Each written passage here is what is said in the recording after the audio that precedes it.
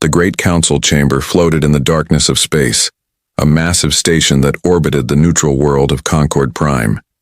Inside, representatives from 847 different species gathered for their monthly meeting. The chamber was enormous, with seats arranged in circular tiers that rose up like the inside of a great bowl. Holographic displays flickered in the air, translating thousands of languages simultaneously. Ambassador Velthara of the Corvani adjusted her feathered crest and looked around the chamber. Something felt wrong. It took her a moment to realize what it was. The human section was empty. For 200 years, ever since humanity had joined the Galactic Council, their delegation had been the loudest voice in every debate. Humans talked constantly. They proposed new treaties every month. They mediated disputes between species who had been enemies for centuries. They inserted themselves into every discussion, every negotiation, every problem. Some species found it annoying. Others found it helpful. But everyone had gotten used to it. The empty seats looked strange, wrong, like missing teeth in a smile. "Has anyone heard from the human delegation?" Velthara asked the Palaxian representative sitting next to her. The Palaxian, a being that looked like a floating jellyfish filled with blue light, pulsed uncertainly. "No contact. All their communication channels are closed. We assumed they were simply running late. But the humans were never late. In fact, they usually arrived early." Council Director Zephrim called the meeting to order. He was from an avian species, tall and elegant, with golden feathers and sharp eyes that could see across great distances. He had been director for 50 years and prided himself on maintaining order and tradition. "We begin today's session with..." He paused, looking at the empty human section. "Does anyone know the whereabouts of the human delegation?" Silence. 847 species and not one had an answer. "Very well," Zephrim continued, though his feathers ruffled with unease. "We shall proceed. First order of business. Director!" A voice called out from the upper tiers. It was War Master Krell of the Thranix Empire. He was massive, even by Thranix standards, with thick scales that gleamed like dark metal and eyes that burned with orange fire. "Before we proceed, I wish to address the continued absence of the Thranix delegates who were summoned regarding the incident 3 months ago." Velthara's stomach tightened. The incident. Everyone knew what he meant, even though few wanted to talk about it. 3 months ago, a human colony ship called the Bright Tomorrow had been traveling through what humans considered neutral space. The ship carried 15,000 civilians, families, children, elderly people, all heading to a new world to start fresh lives. The Thranix Empire had claimed that the ship violated their territorial boundaries, even though the boundaries had never been formally recognized by the Council. Thranix warships had fired on the colony ship without warning. The Bright Tomorrow had been destroyed completely. All 15,000 humans died. Humanity had been furious. Their ambassador, a stern woman named Chen, had demanded an emergency council session. She presented evidence, testimony, and data logs. She asked for justice. She asked for the Thranix officers responsible to be held accountable. She asked the Council to enforce the laws that supposedly governed all species equally. The Council had debated for 2 weeks. The Thranix Empire was powerful. They had the largest military fleet in known space. They controlled important trade routes. Many Council members depended on Thranix protection or trade agreements. In the end, the Council had ruled the incident regrettable but justified. The Thranix would pay a small fine for the misunderstanding. No officers would be punished. No territory would be returned to neutral status. Velthara remembered that day clearly. Ambassador Chen had stood in the center of the chamber, surrounded by the Council's decision, and she had not shouted. She had not argued. She had simply looked around at all of them with an expression that Velthara still saw in her nightmares. It was not anger. It was something colder, something final. "We understand perfectly," Chen had said. Then she had walked out. Every human delegate had followed her. They had not returned. "The Thranix delegates are not required to attend," Zephrim said carefully.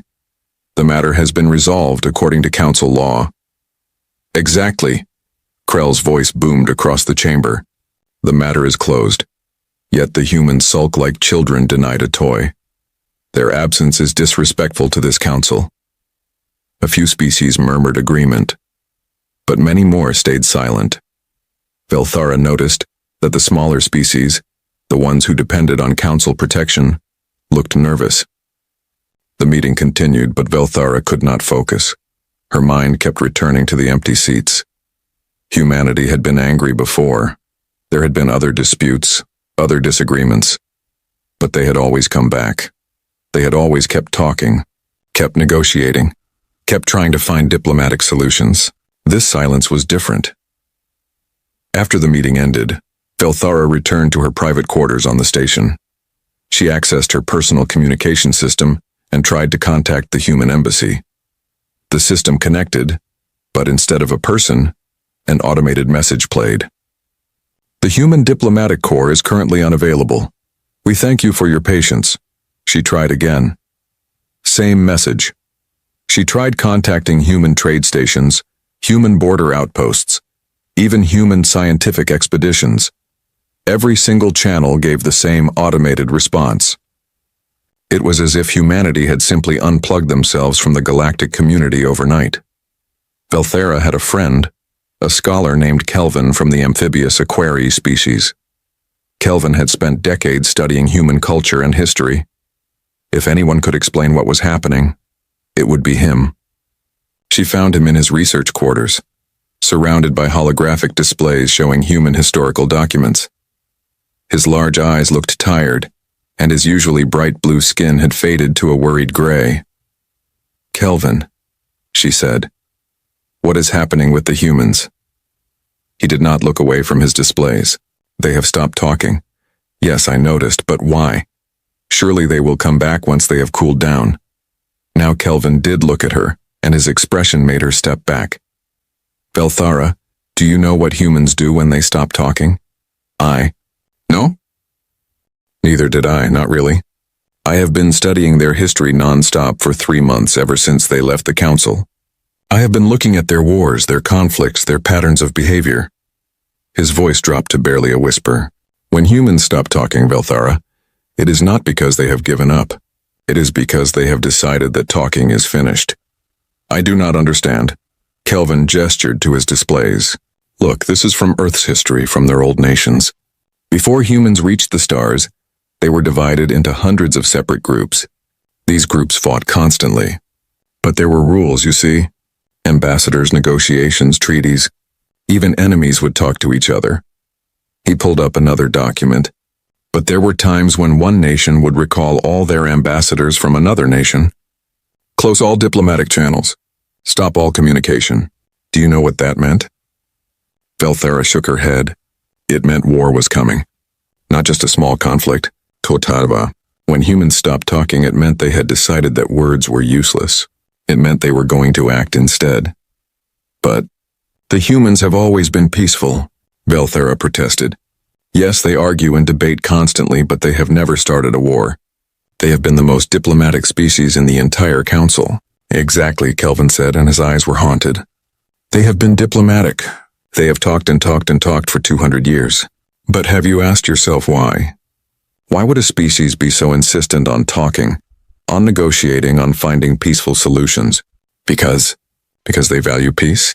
Or because they fear what happens when they stop? Kelvin pulled up more documents. Humans spent 10,000 years on their homeworld perfecting the art of killing each other. They have had more wars than most species have had generations. They have invented hundreds of ways to destroy their enemies. They studied war like we study science. Their greatest military leaders are remembered like artists and philosophers. Velthara felt cold, but they chose to leave that behind. When they joined the galactic community, did they? Or did they simply restrain themselves? Kelvin pulled up a display showing the human military. Look at their fleet. By council standards, it is small. They have only a few hundred warships compared to thousands for the Thranics. But have you noticed that human ships are never where they say they will be during inspection? What do you mean? I mean that for the past 70 years, every time the council has conducted fleet inspections, humans report their ship positions and allow inspectors aboard. But I have been analyzing the data. The ships that get inspected are always the same ones. and there are long gaps in the patrol schedules that do not make sense. Weeks where dozens of ships are listed as in maintenance all at once. You think they have been hiding their true fleet size? I do not know, but I am afraid to find out. Kelvin closed his displays. I have requested an emergency council session to present my findings. I have been denied. Denied? Why? Because Krell and the Thranix representatives convinced the council that I am being alarmist, that the human silence is just a tantrum that will pass. Kelvin's skin flickered with agitation. They do not understand. The humans are not sulking. They are preparing. That night Velthara could not sleep. She kept thinking about Kelvin's words. She kept seeing those empty seats in the council chamber. At midnight station time, every alarm in Concord Prime began to scream. Velthara rushed to her communication console. Emergency broadcasts were coming from every direction. She pulled up the main channel and froze. A human communication beacon had reactivated. These beacons had been placed throughout the galaxy over the past 2 centuries, creating a network that allowed for faster communication across vast distances. They had been built and maintained by humanity as a gift to the galactic community. For 3 months they had been dark, silent. Now one had turned back on, but it was not broadcasting messages or data. It was broadcasting coordinates and a countdown. 47 days. Velthara stared at the display. The coordinates pointed to a location in Thranix space, and the countdown was ticking down. 47 days, 3 hours, 17 minutes. What would happen when it reached 0? Within an hour, the entire galaxy was awake and asking the same question. Analysts tried to determine what the coordinates meant. They pointed to empty space near a Thranix military outpost, but there was nothing there. No planets, no stations, nothing. Zephyrim called an emergency meeting. The council chamber filled with frightened delegates demanding answers. Even Krell looked less confident than usual, though he tried to hide it behind bluster. This is clearly a threat, he announced. The humans are attempting to intimidate us. We should not give in to their theatrics.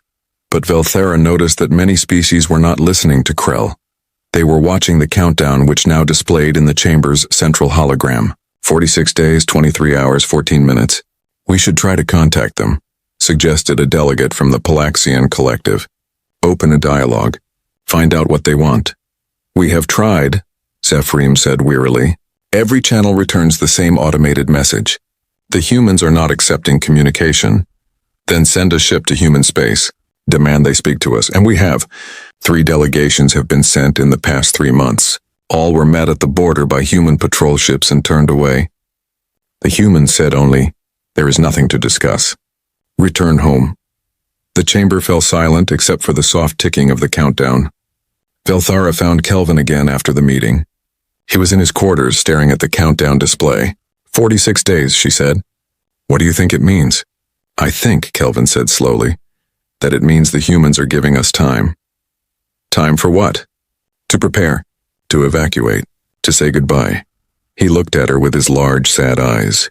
When humans went to war with each other on their homeworld, there were sometimes patterns, declarations, warnings, not because they wanted to give their enemies an advantage, but because they wanted their enemies to know that what was coming was not random. It was not cruel.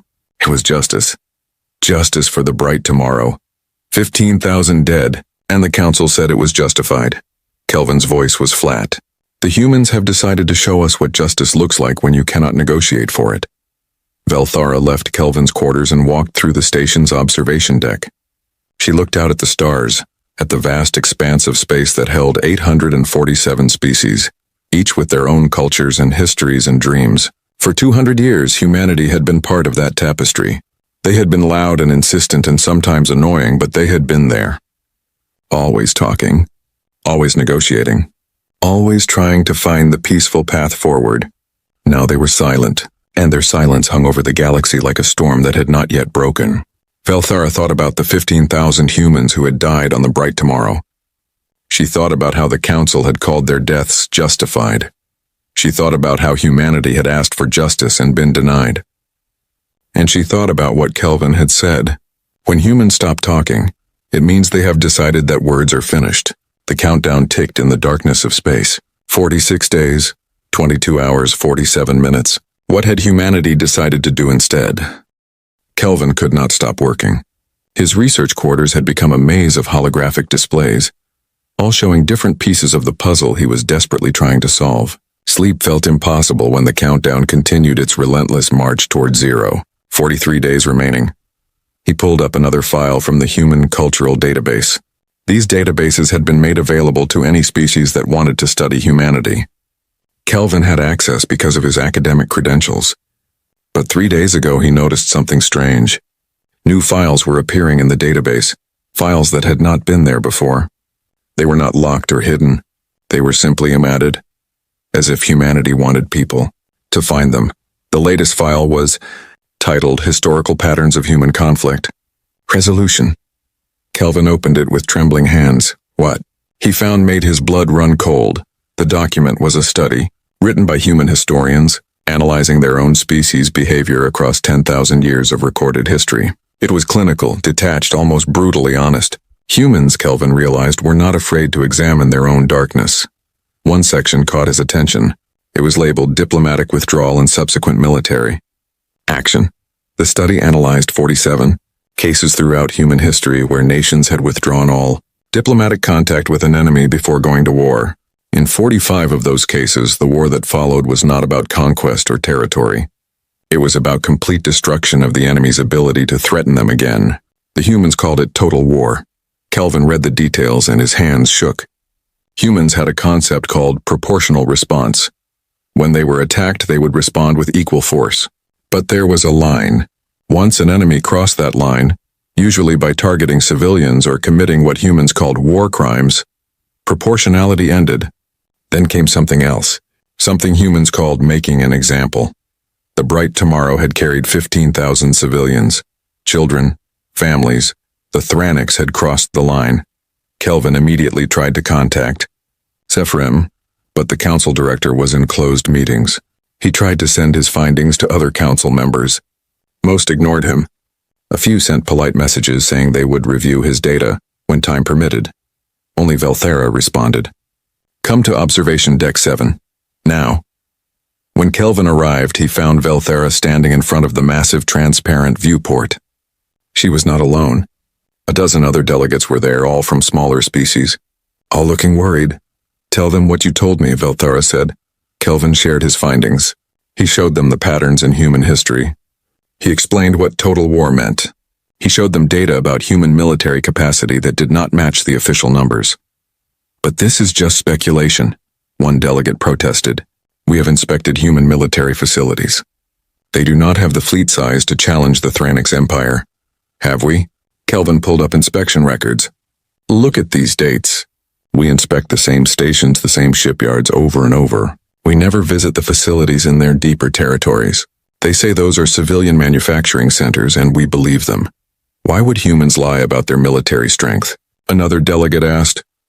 Maybe they were not lying, Velthera said quietly. Maybe those facilities really were civilian. But what can manufacture civilian ships can manufacture military ships. All you need to do is change the production schedules. That would take years. They have had 3 months since the council's decision, Kelvin said. But I think they have been planning much longer than that. Look at this, he displayed shipping records. For the past 6 months, even before the Bright Tomorrow incident, humans have been withdrawing civilian populations from all frontier worlds. Slowly. Quietly. A few thousand here, a few thousand there. They called it routine population redistribution. Why would they evacuate their civilians before the attack happened? Because, Kelvin said, feeling sick as he spoke, I think they knew something like this was going to happen eventually. I think they were waiting for an excuse. The room fell silent. That is absurd, someone finally said. You are suggesting humans wanted their civilians to die? No. Kelvin's skin flashed with agitation. I am saying humans know their own history. They know how galaxies work. Might makes right. The strong prey on the weak. They have been watching the council for 200 years. They have seen how we treat smaller species, how we ignore crimes when the criminal is powerful. They knew eventually they would be tested. And when that test came, Velthera continued, when the Thranics killed 15,000 humans and the council called it justified, the humans decided they had their answer. The galaxy operates on strength, not justice. So they will speak in the only language the galaxy truly understands. Across the galaxy, other species were having their own realizations. A trade convoy from the Merchant Guild approached a human border world to deliver goods. The colony was called New Vancouver, home to 3 million humans and known for its beautiful gardens and peaceful culture. When the convoy arrived, they found the planet empty, not destroyed. Not invaded, just empty. The city stood intact. Power plants still ran. Automated systems maintained the gardens, but every single human was gone. The convoy captain sent a panicked message back to the guild. Within hours, reports came flooding in. 15 human border colonies all evacuated, 23 human space stations empty, 47 orbital habitats abandoned. 6 million humans had vanished from the frontier in 3 months and nobody had noticed because they had left everything running. Lights still turned on at night. Crops were still being harvested by machines. Ships still docked at stations, but only automated cargo systems greeted them. It was as if humanity had decided that their frontier was no longer safe and had withdrawn everyone to where? The Thranix Empire decided they had been patient enough. Krell convinced the military command that the human silence was a sign of weakness. They were hiding, he said. They were afraid. We should take advantage of their fear, Krell argued before the Thranix High Command. Push into their territory. Show them that their tantrums have consequences. The High Command agreed. They authorized a scouting mission. 12 Thranix warships would enter human space and investigate the abandoned colonies. If humans objected, they would be reminded of Thranix military superiority. The fleet entered the system New Vancouver had once occupied. The planet still hung in space, beautiful and blue. The fleet commander scanned the surface and confirmed the reports. No humans, just empty cities and running machines. Scan for weapons, the commander ordered. They might have left traps. The scans showed nothing. No weapons, no shields, no defenses at all. The planet was completely unprotected. Sir, the sensor officer said, I am picking up something strange in the outer system. Define strange. There are structures, orbital platforms of some kind. But they are not showing up properly on scanners. I am only detecting them because they are blocking starlight. The commander felt a cold chill run down his spine. How many structures? I cannot get an accurate count. The stealth technology is extremely advanced, but based on the star occlusion patterns, at least 300 platforms. Possibly more, 300. In one system, a system humans had supposedly abandoned. Back us out, slowly. No sudden movements. But as the Thranix fleet began to retreat, every screen suddenly lit up with a message. It was text only. No voice, no image. Just words in every galactic language. You are trespassing. Leave now. Do not return. The fleet left. Fast. When they returned to Thranix space, the commander filed a full report. The High Command read it in silence. 300 platforms with stealth technology that should not exist, in a system humans had abandoned. If that was one system, how many platforms did humanity have throughout their territory? Krell read the report and for the first time felt something that might have been doubt. Kelvin's research continued to uncover disturbing patterns. He found that humanity had been quietly purchasing materials from all over the galaxy. Rare metals, industrial components, quantum processors. All legal trade, nothing suspicious. But when he added up the quantities over the past 2 decades, it did not match human civilian production needs. Where had all those materials gone? He found his answer in a human educational database. It was a history textbook for young humans, designed to teach children about their species' past. One chapter was titled, The Lesson We Must Never Forget. Kelvin read it and he understood. The chapter described humanity's worst wars.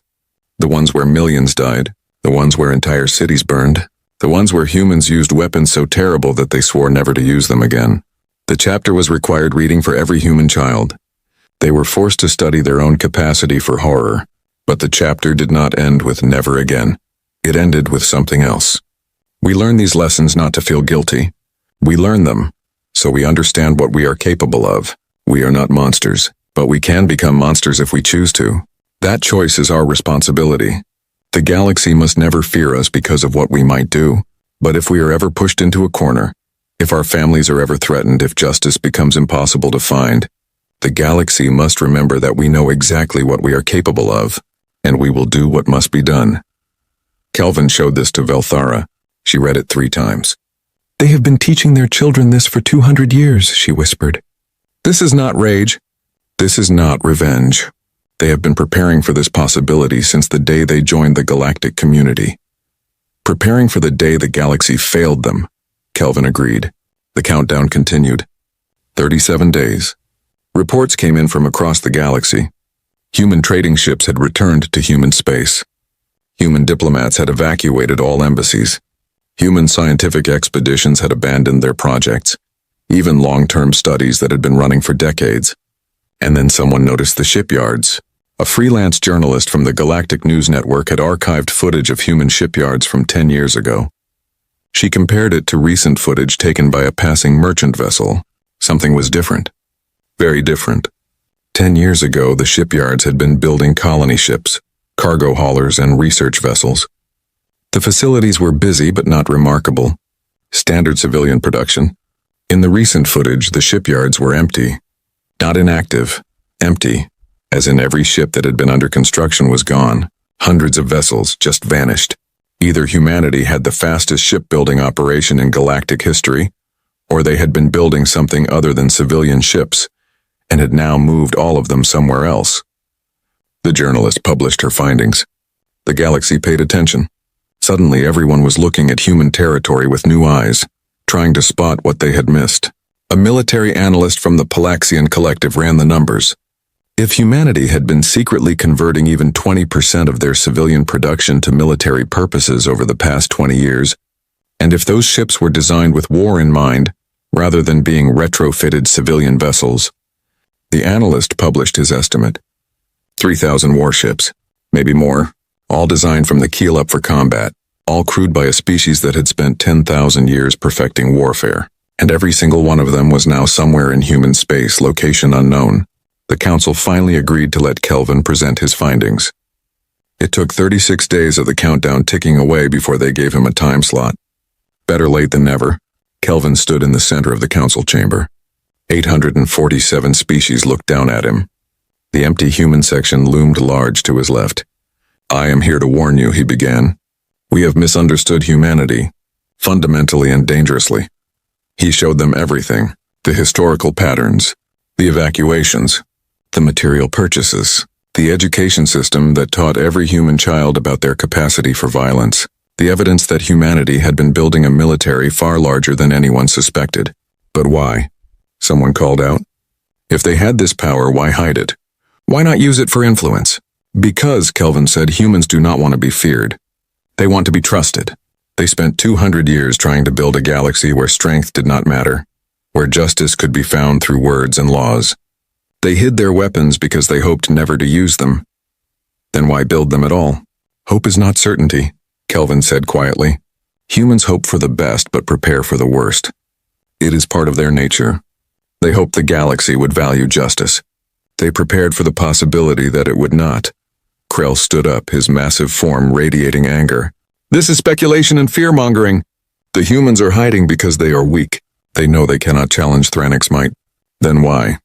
Velthara stood as well, her voice cutting through the chamber. "Is your empire mobilizing every warship you have? Why are you pulling forces from every border and massing them in your core systems? If the humans are so weak, why do your actions suggest you are preparing for the fight of your life?" Krell's eyes blazed, but he said nothing, because it was true.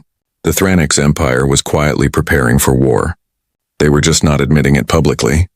Zephyrim raised his hand for silence. "Kelvin, what do you recommend we do?" "Contact the humans, apologize. Offer to reopen the investigation into the Bright tomorrow. Give them what they asked for in the first place, justice. The council has already ruled, then unrule it." Kelvin's voice cracked with desperation. "Please, the countdown has 30 days left. Whatever humanity has planned, we still have time to stop it, but only if we admit we were wrong." The council debated for 3 hours. In the end, they voted. The decision was close, but the answer was no. To reverse their ruling would set a dangerous precedent. It would make the council look weak. It would anger the Thranix Empire. Better to maintain order. Better to stay strong. Better not to give in to threats. Kelvin walked out of the chamber feeling numb. He had tried. He had presented everything.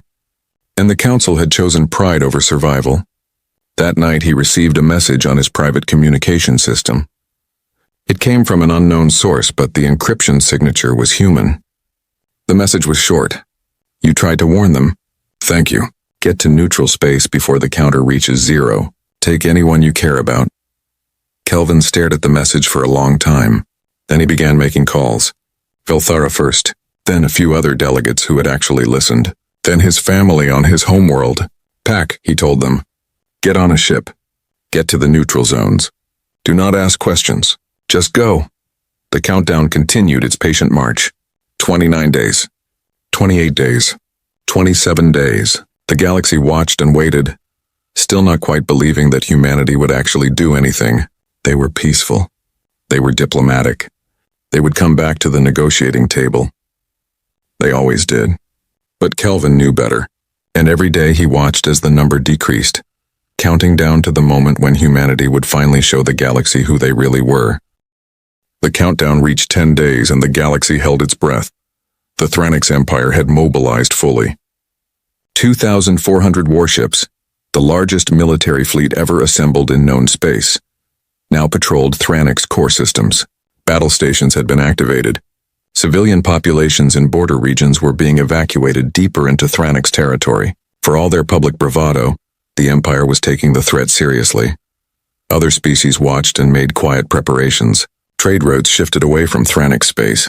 Insurance companies stopped covering shipments into the region. Smart captains found reasons to be somewhere else. Velthara had taken Kelvin's advice. She had requested and received an immediate leave of absence from the council, citing family health issues. She was now on her homeworld, far from Thranix territory, far from Concord Prime. She watched the news feeds obsessively, unable to look away. Kelvin had also left Concord Prime. He had gathered his family and taken them to a neutral space station near the edge of mapped space. He spent his days continuing his research, as if understanding humanity better might somehow change what was coming. 5 days remained. The Galactic News Network ran continuous coverage. Experts debated what would happen. Some still insisted humanity was bluffing. Others pointed to the military buildup, the evacuations, the patterns Kelvin had identified. A few brave commentators suggested that maybe, just maybe, the council should reconsider their ruling on the bright tomorrow. But the council remained silent. To change course now would be political suicide for most representatives. Better to wait and see. Better to maintain dignity. 3 days remained. Zephyrim tried one final time to contact humanity. He used every channel available. He sent messages on every frequency. He even dispatched a fast courier ship to human space with a direct plea from him personally. The ship returned 6 hours later. It had been met at the border by a human patrol vessel. The patrol had accepted the message, scanned it, and replied with a single sentence. The time for messages has passed. 2 days remained. Krell held a press conference from his flagship, the Dominator, a massive dreadnought that served as the mobile command center for the Thranix fleet. He stood before cameras surrounded by his command staff projecting absolute confidence. Let the humans come, he declared. Let them send their hidden fleet if it even exists. They will find that Thranix military might cannot be challenged. We have fought and won 1,000 battles. We have conquered planets and subdued rebellions. What are humans? A species that talks too much and fights too little. They have forgotten what real war looks like. We will remind them. His speech was broadcast across the galaxy. It was meant to inspire confidence, to show strength. But Velthara, watching from her homeworld, noticed something. Krell's eyes kept darting to the side, looking at something off camera, and his hands, normally so steady, trembled slightly when he thought the cameras were not focused on them. He was afraid. He just could not admit it. 1 day remained. The galaxy barely functioned. Markets crashed as traders panicked. Ships refused to fly near Thranix space. The council tried to hold an emergency session, but so many representatives were unavailable that they could not reach quorum. Kelvin sat in his quarters on the neutral station, watching the countdown. His research was complete, but it no longer mattered. He had figured out what humanity was. He had warned everyone who would listen. Now there was nothing to do but watch. His wife came to sit beside him. She was a gentle soul, a teacher who had never understood his fascination with humanity. But she held his hand as they watched the numbers decrease. "What will they do?" she asked softly. "I do not know exactly," Kelvin admitted. "But I know it will be precise. Humans do not waste effort. They do not kill unnecessarily. But they will make sure no one ever forgets what happens when you kill their civilians and call it justified. Are we safe here? Yes, we are nowhere near Thranix space, and humanity has no quarrel with us. Their target is very specific." The countdown reached 1 hour. Thranix fleet commanders issued final orders. Ships moved into defensive formations. Shields powered up. Weapon systems armed. Every sensor array in Thranix space pointed outward, searching for the human fleet that everyone knew must be coming. But the sensors showed nothing.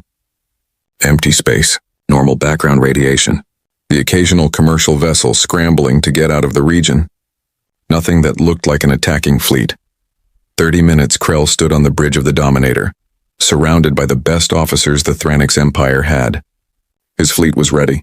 "Let the humans come. Let them try. Any contacts?" he asked for the 100th time. "Negative, War Master. All approaches clear."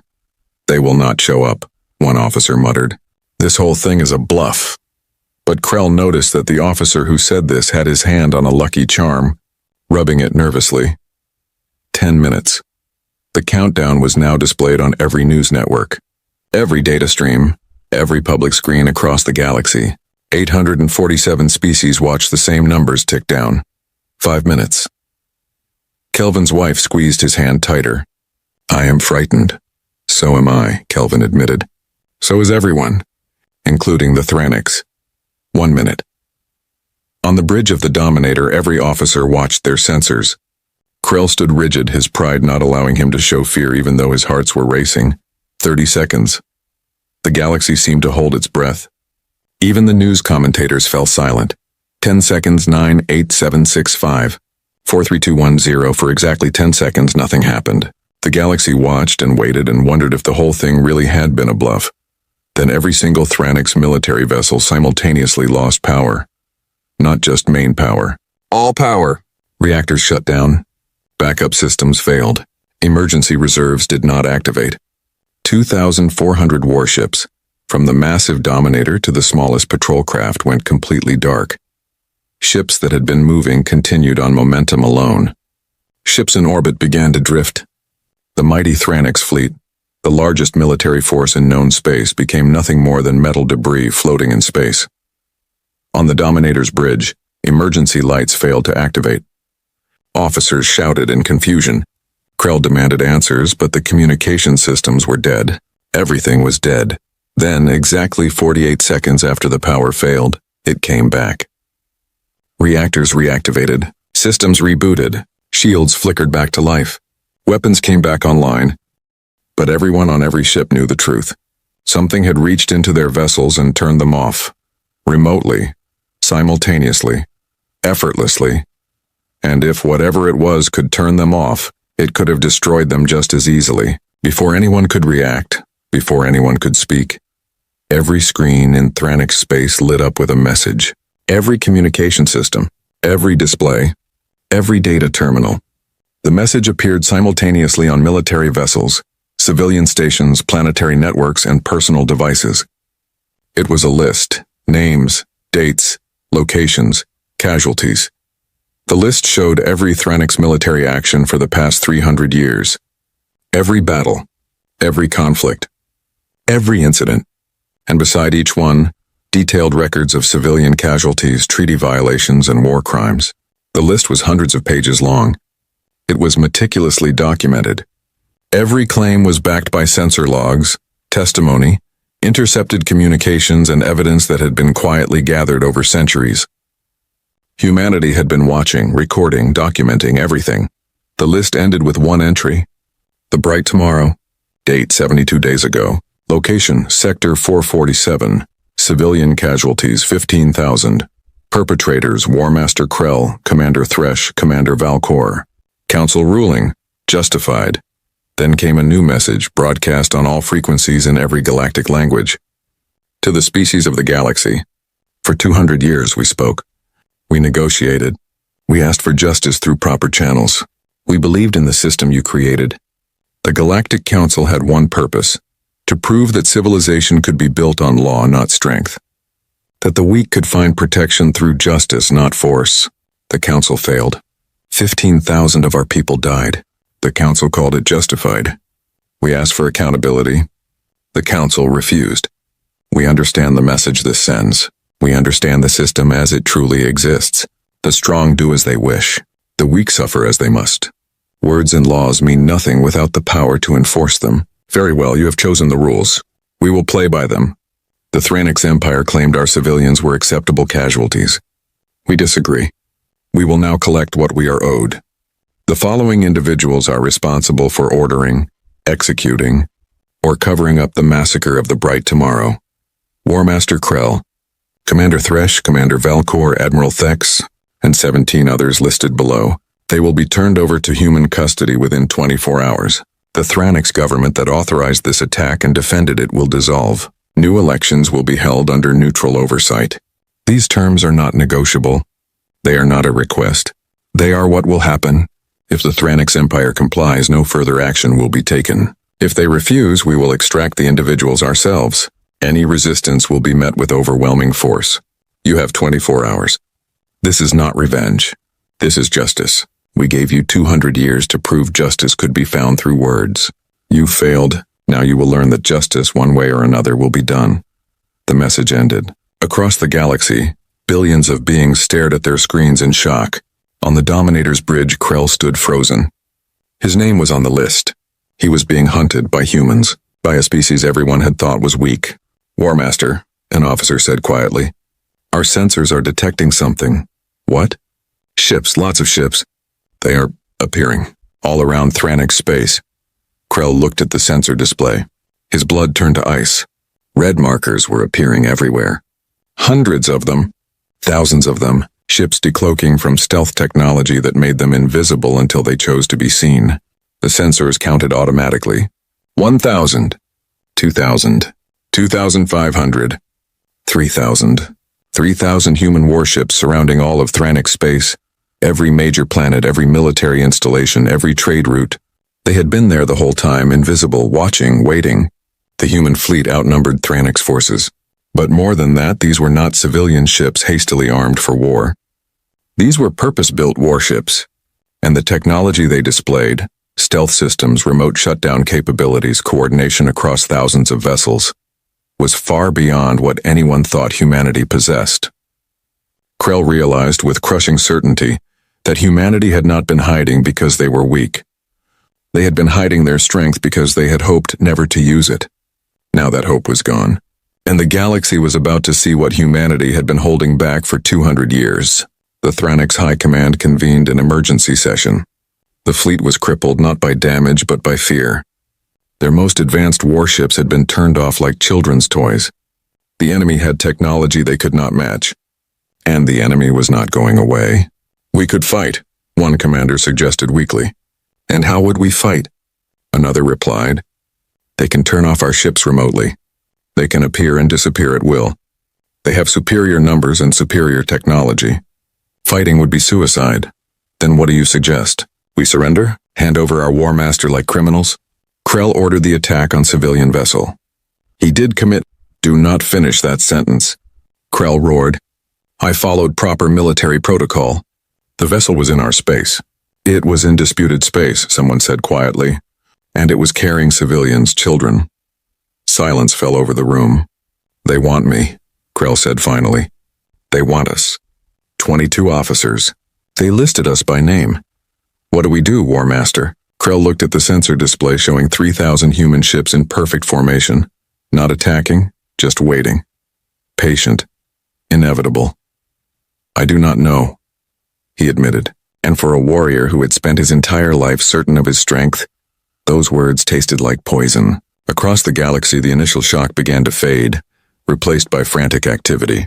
The council tried to convene, but half the representatives were missing. Some had fled. Some were in hiding.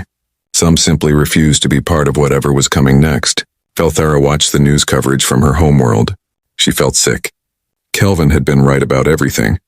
Humanity was not bluffing. They were not weak. They had been waiting, hoping the galaxy would prove it could function on justice. And when the galaxy failed that test, Humanity had already been prepared for 200 years to provide their own justice. Kelvin sat in his quarters, vindicated but not happy. He had tried to warn them. They had not listened. Now everyone would pay the price for that arrogance. His wife looked at him with frightened eyes. What happens now? Now, Kelvin said softly, we find out if the Thranics have learned anything. If they give up the ones responsible, humanity might stop there. If they refuse, he did not finish the sentence. He did not need to. They both knew. If the Thranics refused, humanity would go in and take what they wanted, and nothing in the galaxy could stop them. The countdown that had terrified the galaxy was over, but a new countdown had begun. 24 hours for the Thranics to comply. Everyone watched the clock and wondered, would pride finally give way to survival? Or would the Thranics Empire choose to fight a war they could not possibly win? The seconds ticked away and humanity waited in silence, their 3,000 ships holding position, not threatening, not attacking, just existing as a promise of what would come if justice continued to be denied. The galaxy had learned to fear humanity's silence. Now it was learning to fear something even more. Humanity's patience. 23 hours had passed since humanity's ultimatum. The Thranics High Command sat in their war room deep beneath the surface of their homeworld. They had been debating, arguing, and fighting for almost an entire day. No decision had been reached. Krell stood at the center of the room, his massive form somehow seeming smaller than before. Around him, the most powerful military leaders in Thranic space argued about his fate. We cannot simply hand over our war master, Admiral Thex shouted. He was one of the others named on humanity's list. It would show weakness. Every enemy we have would smell blood. What enemies? Another commander replied bitterly. We cannot even defend against the humans. 3,000 ships appeared from nowhere. They turned off our entire fleet like it was a toy. What other enemies matter compared to that? We have fought for 300 years to build this empire. We do not surrender because one species throws a tantrum. This is not a tantrum, a quieter voice said. Commander Velrus was younger than most in the room, but he had studied human military history. This is an execution that has not happened yet. They are giving us a choice in how it proceeds. Execution? Of whom? Of us. Of the Empire. Maybe of our entire species. Velrus pulled up a display showing the human fleet positions. Look at this. Really look at it. They have ships positioned at every major population center, every military base, every industrial complex. But they are not in attack positions. They are in containment positions. They have surrounded us completely. So? We can break through. With what? Velrus demanded. They demonstrated they can shut down our ships remotely. Even if they could not, they outnumber us and have better technology. But here is what should truly terrify you. They are not trying to terrify us. There are no aggressive displays, no weapon tests, no threatening maneuvers. They are just waiting. Like a surgeon waiting for the patient to be ready for the operation. The room fell silent. What are you saying? Krell asked quietly. I am saying they have already decided what will happen. The only question is whether we make it easy or hard. If we comply, they take the individuals responsible and leave. If we refuse, they will come and take them anyway, and they will destroy anything that gets in their way, not out of anger, not out of cruelty, simply because it is in the way. You sound like you admire them, Thex spat. I fear them, Velrus corrected. There is a difference. Admiration is for equals, fear is for predators. Another hour passed. The debate continued in circles. Pride versus survival, honor versus pragmatism, empire versus existence. Finally, Krell himself spoke. Enough. His voice cut through the arguing like a blade. This is my decision to make. They want me. They want those of us who gave the orders. War Master, they are right. The words seemed to cause Krell physical pain. I gave the order to fire on the bright tomorrow. I believed it was justified. I was wrong. You were following. I was wrong. Krell's roar shook the room. They were civilians, children, and I killed them because they were in space I claimed was mine. The humans asked for justice and we spat in their faces. Now they have come to collect, and you are all sitting here pretending we have a choice. He looked around at the others named on the list. We can continue this farce. We can refuse. We can order the fleet to fight, and every single Thranix warrior will die bravely and pointlessly. Or we can face what we have done and accept the consequences. You would surrender? You, War Master? Krell would give yourself to the enemy? I would save our people from a war we cannot win. I would accept responsibility for my actions, and I would show the galaxy that Thranix warriors, at least, know honor when it is time to face it. Krell straightened to his full height. Send a message to the humans. We will comply. But I have one request. What request?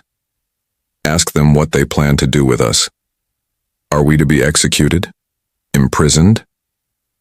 I want to know what we are walking into. The message was sent. For 10 minutes, there was no response. Then a reply came back. It was text only, like all human communications had been. Brief and direct. You will stand trial. You will face the families of those you killed. You will be judged by your own laws and by ours. If found guilty, you will be imprisoned according to standards set by the Galactic Convention on Prisoners of War, standards which we note the Thranix Empire signed but does not follow. Your imprisonment will be humane. You will not be tortured, you will not be executed. You will simply spend the remainder of your lives knowing what you did and accepting that actions have consequences. This is justice, not revenge. Krell read the message 3 times. He had expected death. He had expected torture. He had expected humans to do to him what he would have done to them. Instead, they promised a trial and imprisonment under rules his own empire had agreed to, but ignored. He realized he had never understood humans at all. I will go, he said. The others named on the list will make their own choices, but I will go. One by one, the others agreed. What choice did they have? Pride or survival? In the end, survival won. The Thranix government sent their acceptance. They would comply with all of humanity's demands. The individuals responsible would be turned over. The government would dissolve. Elections would be held. Humanity's response was immediate. Acknowledged. A transfer shuttle will arrive at your capital in 2 hours. The individuals listed should be ready for transport. Bring no weapons, no guards, no tricks. Just the ones we asked for. If everyone cooperates, this will end peacefully. 2 hours later, a single human shuttle descended through Thranix atmosphere. It was small, unarmed, and carried only a pilot and 2 security officers. The shuttle landed in the capital city's main plaza, where millions of Thranix citizens had gathered to watch. Krell walked toward the shuttle. Behind him came the other 21 individuals on humanity's list. They wore no armor. They carried no weapons. They walked with heads held high, trying to maintain dignity and surrender. The human security officers stood at the shuttle's ramp. They were not large by Thranix standards. They were not impressive or frightening. They simply stood there, calm and professional, watching the war criminals approach. When Krell reached the ramp, he stopped. He looked at the human officer. I am War Master Krell. I am responsible for the deaths of 15,000 of your people. I am here to face justice. The human officer nodded once. We know who you are. Please board the shuttle. You will not be harmed during transport. That is all? No speech? No declaration? What would be the point? The officer asked. You know what you did. We know what you did. The galaxy knows what you did. Words will not change facts. Krell boarded the shuttle. The others followed. Within minutes, the shuttle lifted off and climbed back toward space where a human ship waited. The galaxy watched this happen. The mighty War Master Krell, commander of Thranix forces, surrendering without a fight, being taken into custody by 2 human security officers as if he were a common criminal. Because that is what he was. And everyone knew it. But the Thranix High Command was not done making mistakes. Admiral Thex had not boarded the shuttle. He had hidden instead, refusing to surrender, and he had convinced a small faction of loyalists to help him, "This is cowardice," he broadcast to the Thranix fleet. "We are warriors. We do not bow to threats. I am taking command of the Third Fleet. We will show humanity what it means to challenge the Thranix Empire." The Third Fleet consisted of 200 warships. It was a significant force. Under Thex's command, they broke formation and began moving toward the nearest human vessels. On the human command ship, Absolute Zero, Captain Sarah Chen, no relation to the former ambassador, watched the Thranix ships approach. She was calm. Her crew was calm. They had trained for this. "Thranix vessels are powering weapons," her tactical officer reported. "Warn them," Chen ordered. A message was broadcast. "Thranix Third Fleet, you are in violation of the agreed terms. Power down immediately and return to position. This is your only warning." They are not responding, they are accelerating. Time to weapons range. 4 minutes. Chen sighed. "All ships, implement Protocol 7, non-lethal suppression. I want those vessels disabled, not destroyed. Minimal casualties, yes, Captain." What happened next would be studied in military academies for generations. The human fleet moved with a precision that seemed impossible. 3,000 ships acting as one organism, they did not rush to meet the Thranix attack. They simply repositioned, slight adjustments, small movements. But within 90 seconds, the Thranix Third Fleet found itself surrounded. The Thranix ships opened fire. Particle beams and missiles launched toward human vessels. The humans' shields flickered as they absorbed the impacts, but no human ship was destroyed. No human ship even took significant damage. Then the humans returned fire. But they did not use their main weapons. Instead, they deployed something else. Specialized electromagnetic pulses, perfectly calibrated to overload Thranix shield generators without destroying the ships themselves. One by one, Thranix ships found their shields failing. Then their weapons went offline. Then their engines shut down. Within 6 minutes of the first shot being fired, all 200 Thranix vessels were drifting helplessly.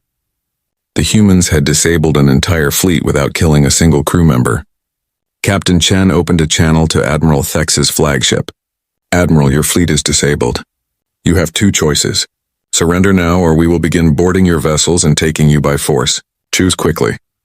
On the Thranix flagship, Thex stared at his screens in disbelief. His entire fleet gone in 6 minutes. Without the humans even breaking formation or appearing to try very hard, he realized Velrus had been right. Humanity had already decided what would happen. The Thranix had just been allowed to choose how difficult they wanted to make it. "I surrender," Thex said quietly. "Say again, Admiral." "I surrender," Thex shouted. "You have won. Come and take me." Human boarding parties were dispatched. Small teams that moved through Thranix ships with practiced efficiency. They secured weapons.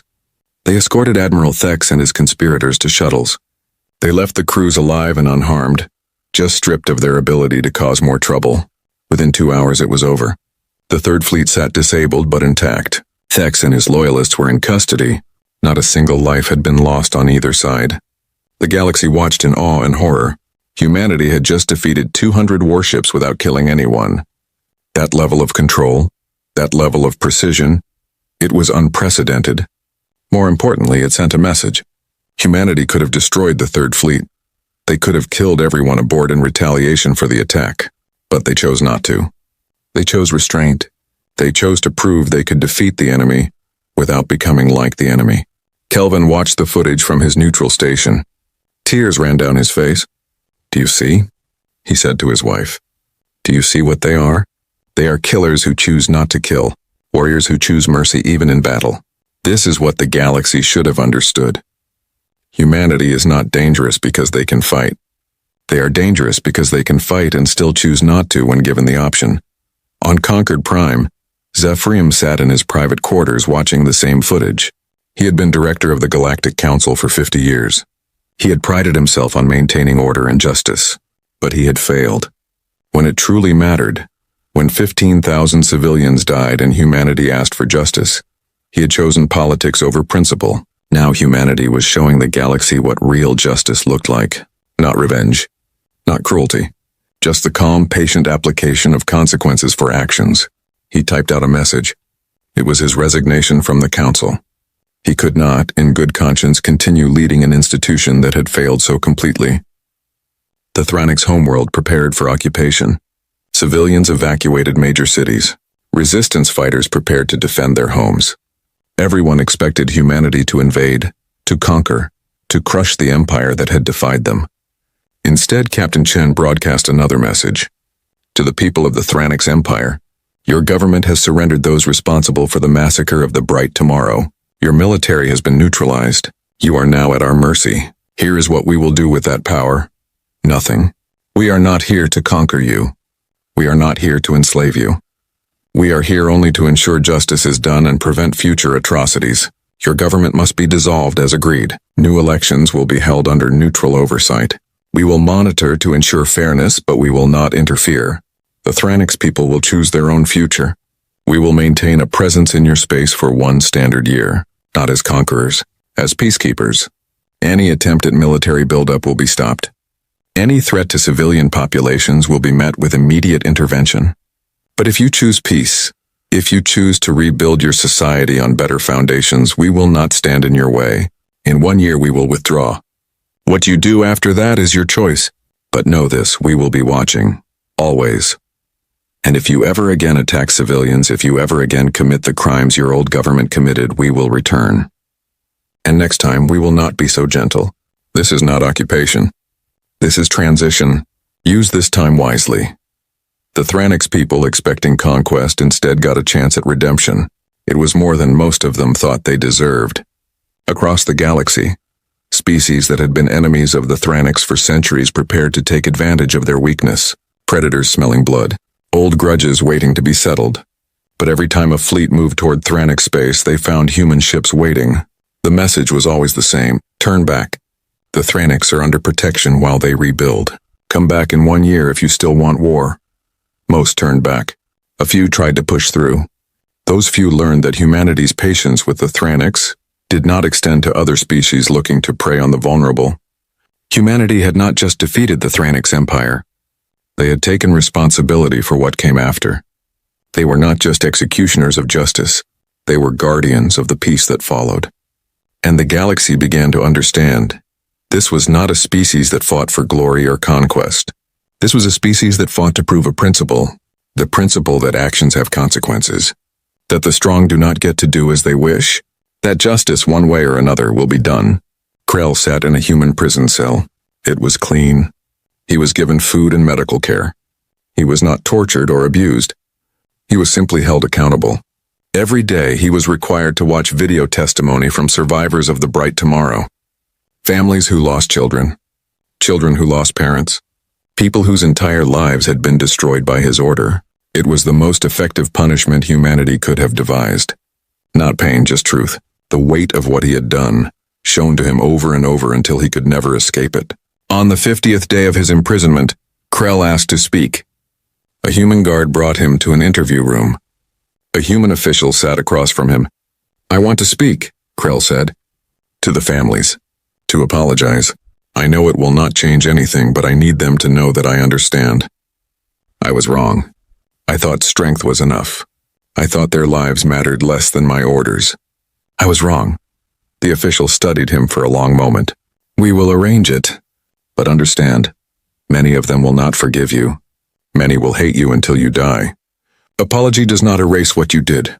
"I know," Krell said, "but I need to try. Even if it changes nothing, I need to try." The human official nodded. "That is more than most war criminals manage. We will arrange it." Humanity had not just defeated their enemy. They were trying to redeem him. Not because he deserved it, but because they believed even monsters could learn to be better. It was the most human thing they could have done. 6 months had passed since humanity had stopped talking and the galaxy had learned to listen. Velthera returned to Concord Prime, but everything had changed. The Great Council chamber still stood in orbit around the neutral world, but it felt different now. Smaller somehow, less important. She took her seat in the Corvani section and looked around. The chamber was fuller than it had been in months. After the crisis, many representatives had fled. Now they were returning, but they came back different. Quieter. More careful with their words. The human section was no longer empty. 3 human representatives sat there, but they did not speak unless spoken to. They did not propose treaties or mediate disputes. They simply sat and watched with patient, calculating eyes. Ambassador Kofi had replaced Ambassador Chen. He was younger, darker-skinned, with gray at his temples and eyes that had seen too much. He rarely spoke in sessions. When he did, every species in the chamber stopped what they were doing to listen, because everyone had learned. When humanity speaks now, it matters. Sephrim had resigned, as had 17 other council members who felt they had failed in their duty. The new council director was Pelmora of the Triaxian Collective, a species known for careful deliberation. Her first act had been to formally apologize to humanity for the council's failure regarding the bright tomorrow. Humanity had accepted the apology, but they had not forgotten. Velthara watched the new director call the session to order. The first issue on the agenda was a border dispute between 2 minor powers. They had been arguing for 6 months about a system that both claimed. In the old days, this would have taken weeks of debate. The stronger power would have eventually bullied the weaker one into submission. The council would have accepted whatever resolution maintained stability, not justice. Today was different. The 2 species presented their cases. Both were passionate. Both felt wronged. The arguments went in circles for an hour. Then Ambassador Kofi stood. The chamber fell silent instantly. "With respect," Kofi said quietly, "both of your claims are based on selective interpretation of settlement law. The Galactic Convention on Territory Section 7, Paragraph 4 is very clear. First settlement establishes primary claim, only if the settlement is maintained continuously for 10 standard years. Neither of you meet this requirement." He pulled up a holographic display showing the actual text of the law and historical records of both species settlements. The Vren abandoned their colony after 8 years due to resource depletion. The Korthax established their mining operation 11 years ago, but it has been automated for the last 4 years with no permanent population. By the letter of the law you both agreed to follow, neither of you has a valid claim. The system should remain neutral territory. The 2 species began to argue, but Kofi cut them off with a gesture. You can accept the ruling or continue fighting. But know this. If your dispute turns violent, if civilians die because you cannot agree to follow your own laws, humanity will intervene. We will enforce the convention you both signed. We will protect any civilians caught in the crossfire, and we will hold accountable any leaders who choose war over peace. He sat down. He had spoken for less than 2 minutes. But the issue was resolved. Both species quietly agreed to accept the neutral territory ruling. Velthara felt a chill. This was the new reality. Humanity did not debate or persuade or negotiate anymore. They simply stated facts and consequences. And because everyone knew they could and would enforce those consequences, arguing was pointless. After the session, Velthara found Kelvin in his rebuilt research quarters on the station. He had returned from his exile to become the council's official advisor on human affairs. It was a new position, created because the council finally realized they needed someone who understood humanity. "Did you watch the session?" she asked. "I did." Kelvin's skin was a thoughtful purple. "Humanity has changed everything without seeming to try. They barely speak. They make simple statements of fact. Yet everyone listens as if they were shouting, because everyone knows what happens when humanity stops speaking entirely." Kelvin pulled up a star chart. "Look at this. Do you see the pattern?" The chart showed human ship positions across the galaxy. They were everywhere. Not concentrated in human space, but spread out across all the major trade routes, border regions, and disputed territories. "They are not invading," Kelvin explained. "They are not conquering. They are simply present. A human patrol here, a human monitoring station there. They are not asking permission. They are simply doing it. And no one is stopping them, would you?" Kelvin asked. "Would you tell the species that defeated the Thranix Empire in 6 minutes that they cannot patrol near your space?" Velthara had no answer. The truth was that humanity's presence was making the galaxy safer. Trade routes that had been plagued by pirates for generations were now clear. Border skirmishes that had flared up monthly now happened rarely. Species that had been preparing for war were now seeking negotiation. Not because they wanted to. Because they were afraid of what would happen if a human patrol ship witnessed them starting a conflict. In Thranix space, The transformation was remarkable. New elections had been held under neutral oversight. The new government was smaller, less militaristic, and focused on rebuilding. The human peacekeeping force maintained a presence but stayed out of daily governance. Commander Velris, who had predicted humanity's nature so accurately, had been elected to the new Thranix Council. His first act was to establish a Truth and Reconciliation Commission to investigate and document all of the old Empire's crimes. "We must face what we were," he told his people in his inaugural address. "We must understand what we did. Only then can we become something better. The humans gave us a chance to change. We must not waste it." The human peacekeepers watched and documented but did not interfere. They were there to prevent violence, not to dictate politics, but everyone knew they were watching. Always watching. On the human prison vessel Hope of Better Days, Krell continued his sentence. He had spoken to families of the Bright Tomorrow victims. Most had refused to see him. A few had come to scream at him. 2 had listened to his apology. None had forgiven him. But a few had said they appreciated that he was trying. It was more than he deserved, and he knew it. His human guards were professional but not cruel. They treated him according to the rules, nothing more, nothing less. He had everything he needed to survive, but nothing to make him comfortable. He was allowed to watch news from the galaxy. He saw the Thranix Empire rebuilding. He saw the new government making different choices. He saw humanity patrolling the galaxy, not as conquerors but as guardians. One day a human guard asked him a question.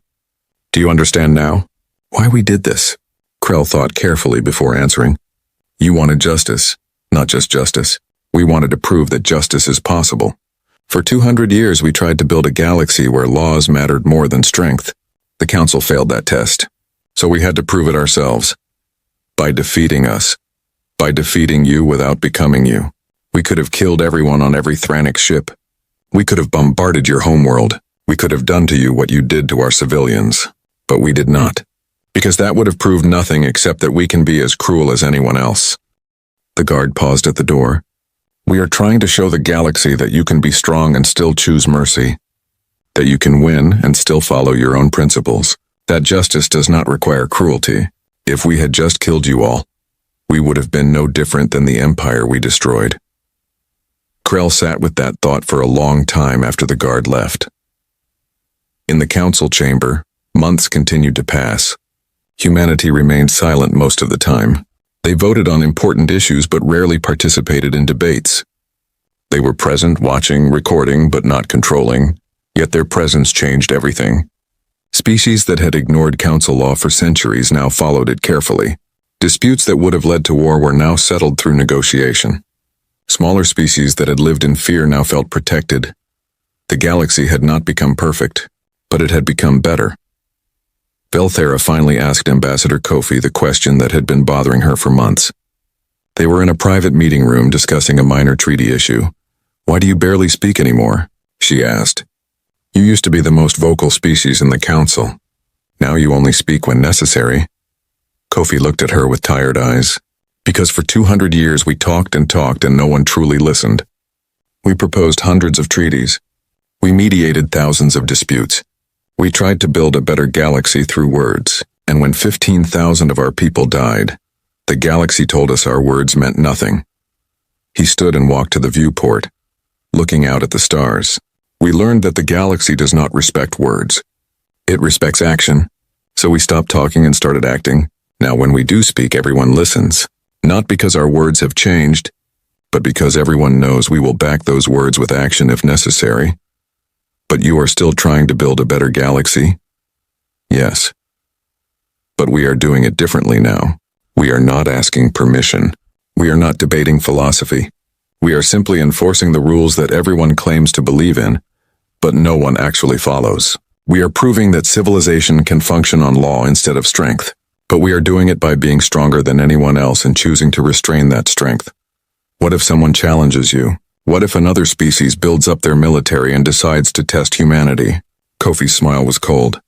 "Then they will learn what the Thranix learned. We do not want war. We will avoid war if possible. But if someone forces us to fight, they will face an enemy that has been perfecting warfare for 10,000 years and has spent 200 years hoping never to use those skills." He turned to face her. We are not peacekeepers because we are weak. We are peacekeepers because we are strong enough to enforce peace. There is a difference, Velthara understood. Humanity had become exactly what the galaxy needed but did not want. An enforcer. A guardian. A species powerful enough to maintain order but principled enough not to abuse that power. At least not yet. The question was whether humanity could maintain that balance. Whether they could continue to be strong without becoming the tyrants they had overthrown. In a small classroom on Earth, a teacher stood before 30 young students. Today's lesson was about the bright tomorrow and the events that followed. Class, the teacher said, you have now learned about what happened when our diplomacy failed, when 15,000 of our people died and the galaxy told us their lives did not matter. You have learned how humanity responded. What did we do? We stopped talking, one student said. We showed them our strength, another added. We made them face justice, a third contributed. All correct, the teacher nodded. But here is the most important question. Could we have done it differently? The students thought about this. Finally, one raised her hand. We could have destroyed them completely. We could have killed everyone. We could have, the teacher agreed. We had the strength. We had the justification. Many in the galaxy would have understood. So why did we not? Another student answered. Because we are trying to be better than that. Exactly. We are trying to prove that you can be powerful without being cruel, that you can win without becoming the monster. This is the hardest path. This is the path that requires us to be stronger than we have ever been. Not physically strong, morally strong. The teacher pulled up images of the galaxy as it was now. Peaceful trade routes, resolved disputes, species working together instead of fighting. This is what we fought for. Not revenge, not conquest. This, a galaxy where laws matter, where civilians are protected, where the weak can find justice. We spent 200 years asking for this galaxy. When asking failed, we built it ourselves. One student asked quietly, but what if we fail? What if we become like the old empires? What if our power corrupts us?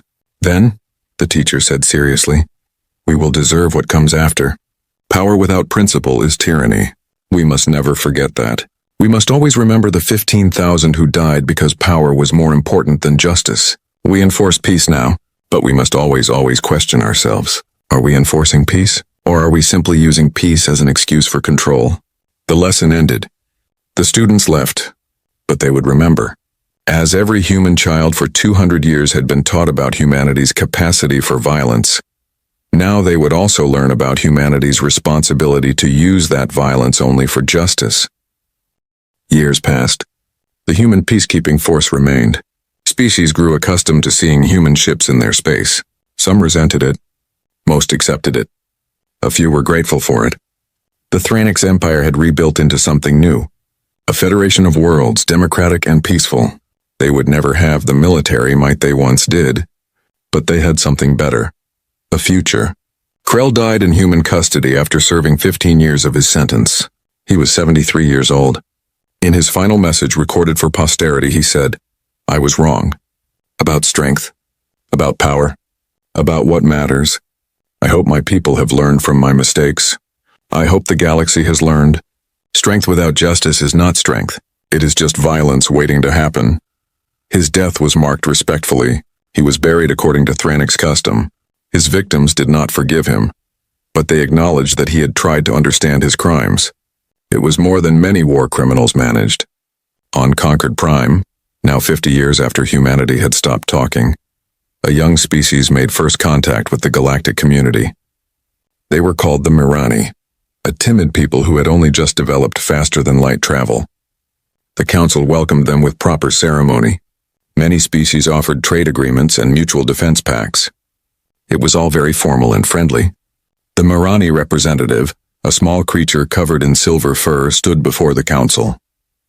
We are honored to be welcomed, she said softly. But we are also afraid. We are small. We are weak. We have heard stories about how this galaxy treats those who cannot defend themselves. The chamber fell silent. Then Ambassador Kofi stood. He was old now, gray-haired and tired near the end of his service.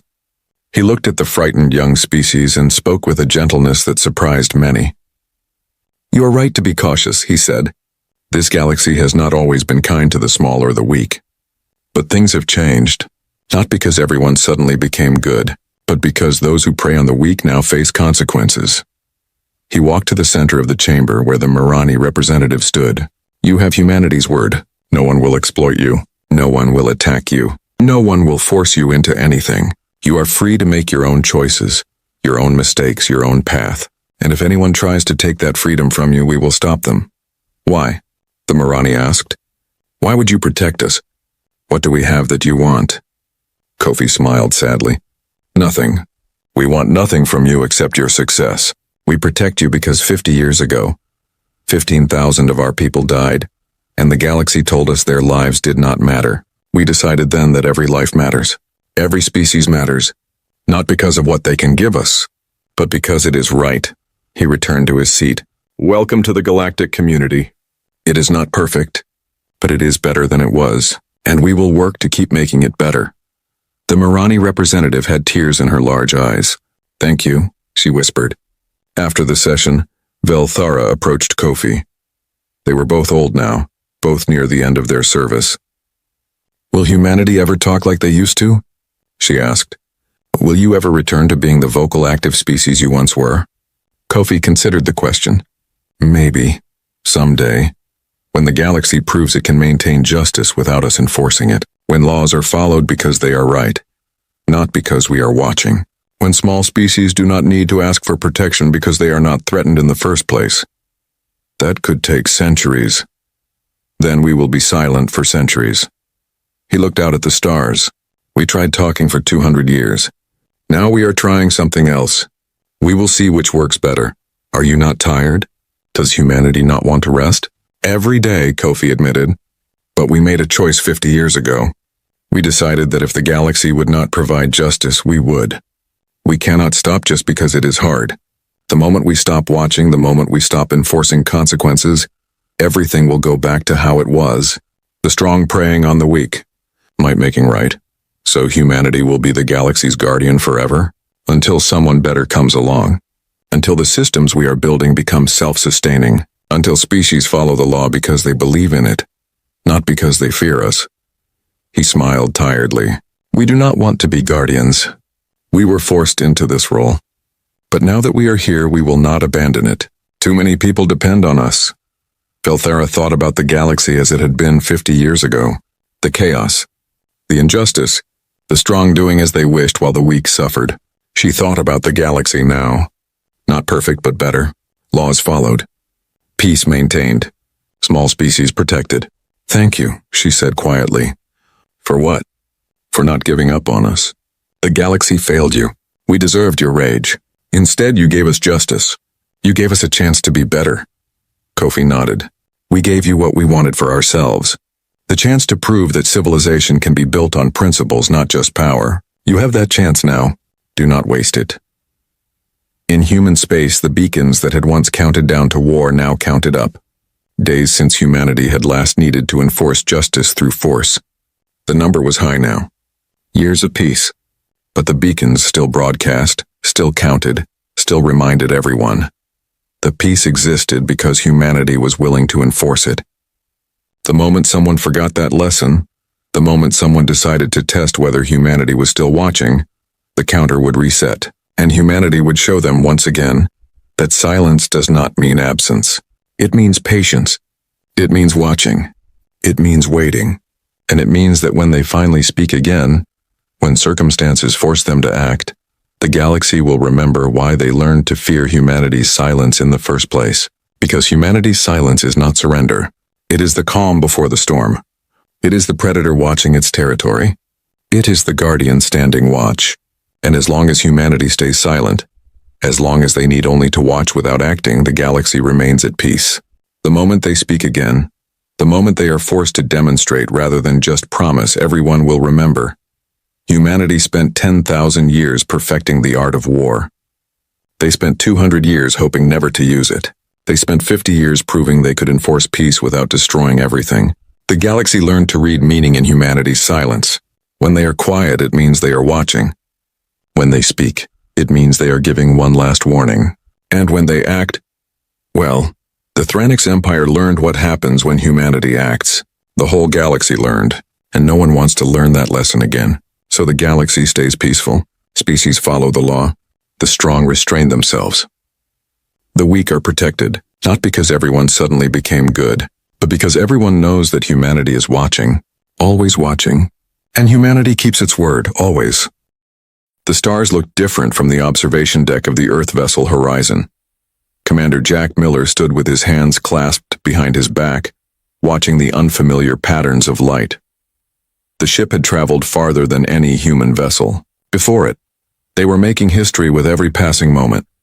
"Commander, we're picking up unusual energy readings," said Lieutenant Kate Boyd from her station. Her voice was calm, but Miller could hear the tension underneath. "Source?" Miller asked, walking over to her console. "Unknown, sir. Nothing like we've seen before. Definitely not natural." Miller nodded. "Alert status yellow. I want all sensors at maximum." The crew moved with practiced efficiency. They had trained for first contact scenarios, but no one truly believed it would happen on their mission. The Horizon was primarily a scientific vessel, sent to catalog potentially habitable worlds beyond the solar system. "Sir, visual contact," called out Navigation Officer Peter Clark, putting it on the main screen. The image that appeared made the entire bridge fall silent. Two vessels unlike anything humans had ever built were engaged in what could only be described as combat. One ship gleamed with smooth curved surfaces that reflected the distant starlight. The other was darker, angular, with what looked like exposed weapon systems covering its hull. "Are we seeing this correctly?" Miller asked softly. "Confirmed, sir," said Communications Officer Lisa West. Two vessels of unknown origin. The larger one appears to be pursuing the smaller. "We're detecting weapons fire." Miller didn't hesitate. "Full stop. Maintain distance. Let's not get involved in someone else's fight." The order had barely left his mouth when the smaller vessel changed course, heading directly toward them. "They've spotted us," Boyd said. "The smaller ship is on an intercept course." "Shields up," Miller ordered. "Weapons on standby, but do not engage unless I give the order." The approaching vessel slowed as it neared the horizon. Now they could see the damage it had sustained. Parts of its hull were breached and what looked like escape pods had been jettisoned. "We're receiving a transmission," West announced, surprise evident in her voice. I think it's a distress signal. The computer is attempting to translate." "Put it through," Miller said. The voice that came through the speakers was unlike anything they had heard before. Musical and strained with clicks and tones human vocal cords couldn't produce. But the universal language of desperation needed no translation. The ship's AI worked quickly. Words began to appear on the screen as the translation program found patterns in the alien language. "Help. Diplomatic vessel. Under attack. Civilians aboard." Miller looked back at the view screen. The larger ship was closing in fast. "Sir, the pursuing vessel has locked weapons on both the smaller ship and us," Boyd reported. Miller had a decision to make. The Horizon wasn't built for combat. Their orders were clear: observe, document, and avoid interference with any potential alien civilizations they might encounter. But there were people on that ship, beings, whatever they called themselves, asking for help. "How long until our reinforcements could arrive?" Miller asked. "The nearest Earth vessel is 3 weeks away at maximum speed," West replied. Miller nodded. No help was coming. "Target the pursuing vessel's weapon systems only," he ordered. "Fire," when ready. The bridge fell silent again, but this time with tension. "Sir, that's a direct violation of our non-interference protocols," said Executive Officer Ryan Jones. "Noted," Miller replied. "But I'm not going to float here and watch a massacre. Fire!" The Horizon's defense systems were limited but precise. The shots hit the pursuing vessel's main weapon ports. The alien ship turned its attention fully to the Horizon now, seemingly surprised by the interference. "Evasive maneuvers," Miller ordered. "Pattern Delta, and open a channel to the diplomatic vessel." The Horizon moved with surprising agility for its size, avoiding the worst of the enemy fire. The ship shuddered as some hits connected. "Channel open," West confirmed. "This is Commander Jack Miller of the Earth vessel Horizon. We're going to try to help you." "Can your ship still move?" After a moment, a reply came through the translator. Yes, limited power. Thank you. Follow our lead. We're going to create a distraction. When I give the signal, make for these coordinates. Miller had the computer send the location of a nearby asteroid field where they might lose their pursuer. The plan was risky. The Horizon wasn't built for combat maneuvers, but Miller had insisted that all his crew train for worst-case scenarios. Now that training would be tested. All power to forward shields, Miller ordered. We're going to pass directly between them. The crew looked nervous but determined as they carried out his orders. The Horizon accelerated, heading straight toward the fight. Sir, the enemy vessel is firing, Boyd shouted. Hold course, Miller said calmly. The Horizon shuddered violently as it took multiple hits. Warning lights flashed across control panels. Now, Miller ordered as they passed between the two alien ships. Fire all aft weapons. The Horizon's rear weapons fired at the pursuing vessel as they passed, causing it to veer off course. The diplomatic ship took advantage of the moment, changing direction toward the coordinates Miller had sent. Follow them in, Miller ordered, and pray they know their way through that asteroid field better than we do. The next 20 minutes were the most intense of their mission. The Horizon weaved through the asteroid field, taking hits both from the pursuing vessel and from space debris they couldn't avoid. The diplomatic vessel moved with greater ease, clearly more familiar with such maneuvers. We've lost them, Boyd finally announced, relief evident in her voice. The enemy vessel has broken off pursuit. Miller allowed himself to breathe. Damage report? Hull breaches on decks 3 and 4, contained by emergency force fields. Minor injuries reported, no casualties. We've lost 30% of our shield capacity and 2 of our 6 engines are offline, Jones reported. Could have been worse, Miller said. Where's the diplomatic vessel? Holding position just ahead, sir.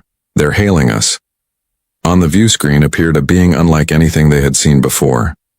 Tall and slender, with iridescent skin that seemed to shift colors as it moved. Its eyes were large, with multiple pupils that adjusted independently. We are the Talarian Diplomatic Corps, the translator conveyed. I am Ambassador Zivnara. You have saved our lives and potentially prevented an interstellar incident. We are deeply grateful. Miller nodded respectfully. We're glad we could help those who attacked you. Varaxians, the ambassador supplied. A species previously unknown to the Galactic Confederation until recently. They have been attacking our outposts without provocation or communication for the past 6 cycles. Galactic Confederation? Miller asked, exchanging glances with his officers. Yes, Zivnara replied. A union of 27 spacefaring species. And you are humans, correct? We have observed your world from afar but had not planned first contact for another decade, when your technology had further matured. Miller couldn't help but smile. Sometimes plans change. It seems we have a lot to talk about, Ambassador. Indeed, Zivnara agreed. Perhaps starting with repairs to your vessel, our engineers can assist, and then, there is much we must discuss about the Varaxians. The Confederation is at war, Commander Miller, and your species has just joined it by your actions today. Miller looked around at his crew, at the damaged ship that had been meant for peaceful exploration, and at the strange new ally on the screen. In a single day, everything had changed for humanity. Well, he said simply, I guess we'd better make the most of it. 6 months had passed since humanity's unexpected entry into galactic affairs. The large meeting room aboard the Confederation command ship, Eternal Vigilance, buzzed with tension. At one end of the long table sat Admiral Patricia Donovan, her gray-streaked hair pulled back in a tight bun. Her uniform was crisp, but dark circles under her eyes showed the strain of recent weeks. Across from her, High Commander Kelthax of the Confederation fleet towered over the other aliens. His scaled skin shimmered with a blue-green light when he moved. 4 arms were crossed over his broad chest in what humans had learned was a sign of disapproval. Your plan lacks proper formation and respect for established doctrine, Kelthax said. His translator rendered his clicks and rumbles into flat English. The 9th Fleet must maintain position at the Praxis Junction. It is the proper defensive stance. Donovan pushed a hand through her hair. With all due respect, High Commander, fighting this war according to 10,000-year-old tactical manuals is exactly why you're losing. The room fell silent. The other alien commanders shifted uncomfortably. No one spoke to Kelthax this way. Admiral Donovan, said a smaller alien with feathery appendages that quivered with agitation. Perhaps you do not understand. The praxis junction is strategically vital. All our models indicate. Your models are exactly what the Varaxians expect, Donovan interrupted. She stood up and walked to the large star map. They've studied your tactics for months. They know you'll defend Praxis because that's what your ancient battle plans tell you to do. But look here. She pointed to a seemingly empty sector. If we position our faster ships here instead, we can catch their supply lines completely unprotected. Kelthax's skin darkened. You suggest we abandon a critical defensive position to attack cargo ships? I suggest we stop fighting the war they expect us to fight, Donovan said. The Varaxians don't care about your rules of engagement. They care about winning. The argument continued for hours. In the end, Donovan left frustrated. The Confederation commanders agreed to consider her suggestions, which she knew meant they would politely ignore them. In another part of the massive Confederation vessel, Alan Martinez was causing an equal amount of disruption. The engineering bay was filled with equipment from a dozen different worlds. Martinez stood by a large holographic display, sleeves rolled up, pointing at a modified ship design. The problem isn't your engine efficiency, he explained to the gathered Confederation engineers. It's your entire approach to ship design.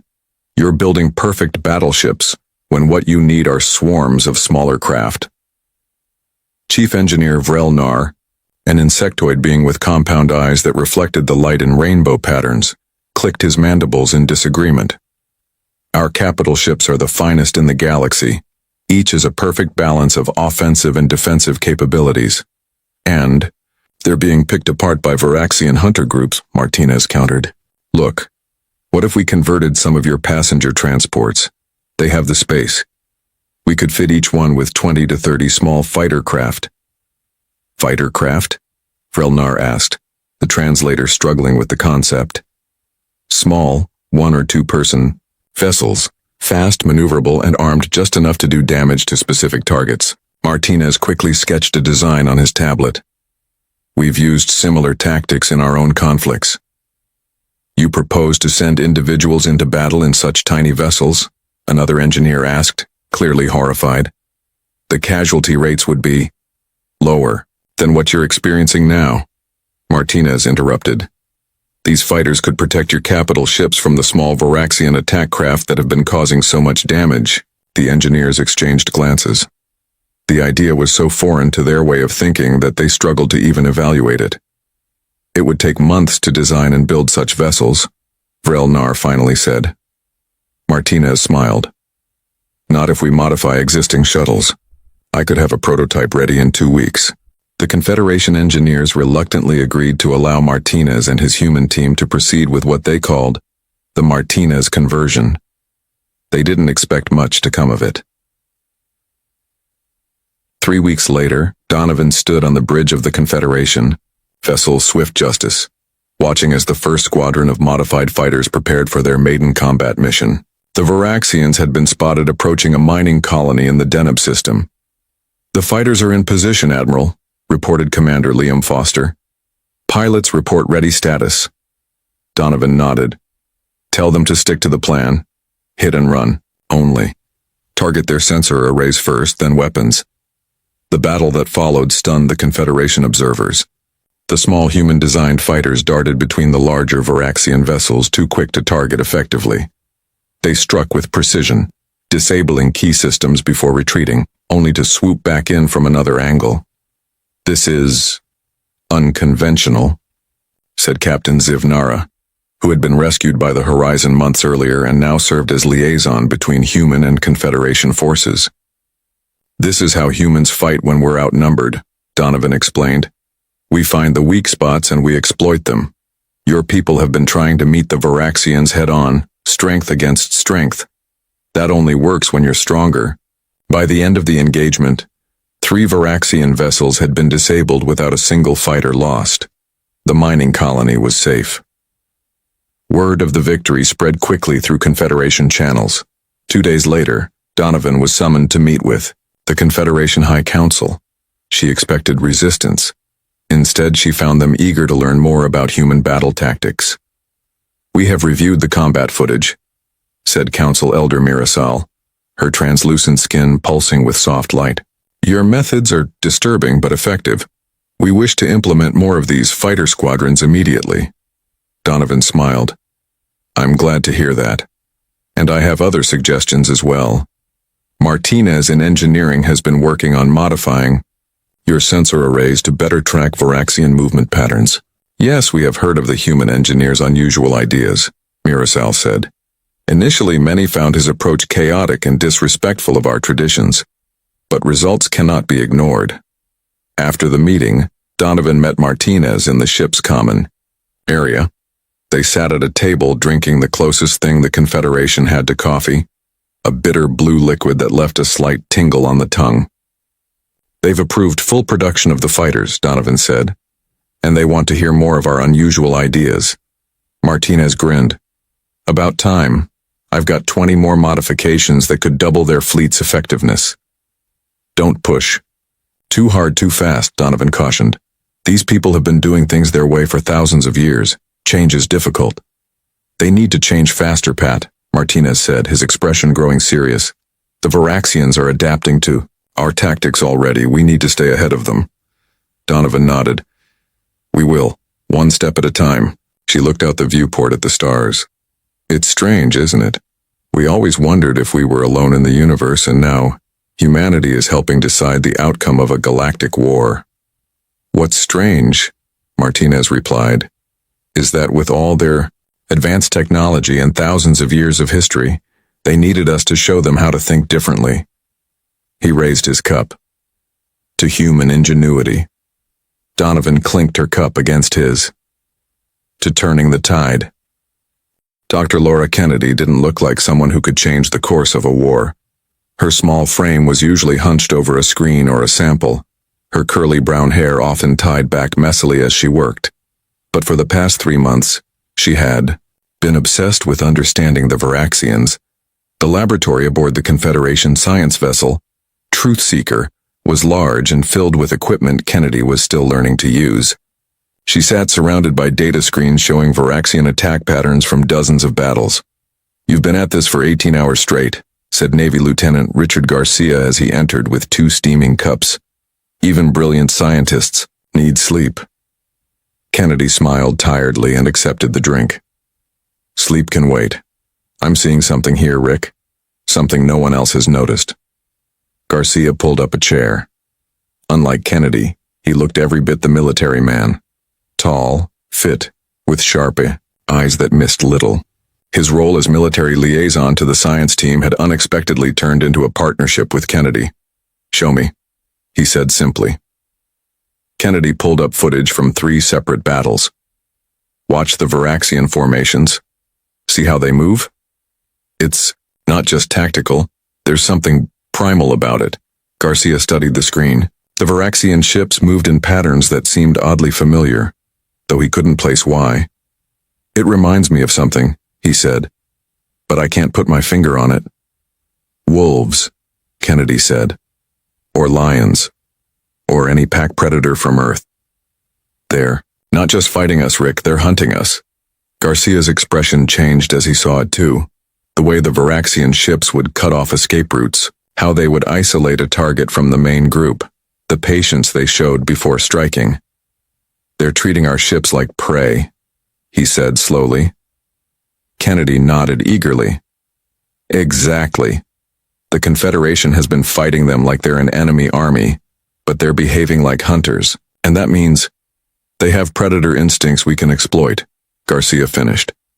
For the next week, Kennedy and Garcia worked together, analyzing every piece of footage and data on Varaxian behavior. They brought in other human scientists and military strategists, forming a small team focused on this new approach. When they finally presented their findings to the Confederation Science Council, the reception was cold. You claim to understand an alien species better than we do, after only months of contact? Asked Chief Scientist Kelvorian, his long fingers tapping impatiently on the table. We have studied the Varaxians since they first appeared. They are warriors, not animals. Kennedy stood her ground. With respect, that assumption may be why you haven't found an effective way to counter them. We're not saying they're just animals. We're saying they have biological imperatives that influence their tactical decisions. What Dr. Kennedy has identified, Garcia added, is that Varaxians follow specific hunting patterns that can be predicted and manipulated. The council members exchanged glances. Most seemed skeptical, but Ambassador Zivnara, who had joined the meeting out of interest, leaned forward. What do you propose? Zivnara asked. Kennedy brought up a new display. A trap, but not a military one as you might design it. A trap that appeals to their hunting instincts. Her plan was bold. Instead of positioning fleets for maximum defensive coverage, she proposed creating an apparent vulnerability, a gap that would be irresistible to the Varaxian hunting pattern. You want us to deliberately weaken our defenses? One council member asked, clearly alarmed. We want you to appear weak in one specific area, Garcia clarified, while being very strong in ways the Varaxians won't expect until it's too late. After hours of debate, the council remained unconvinced.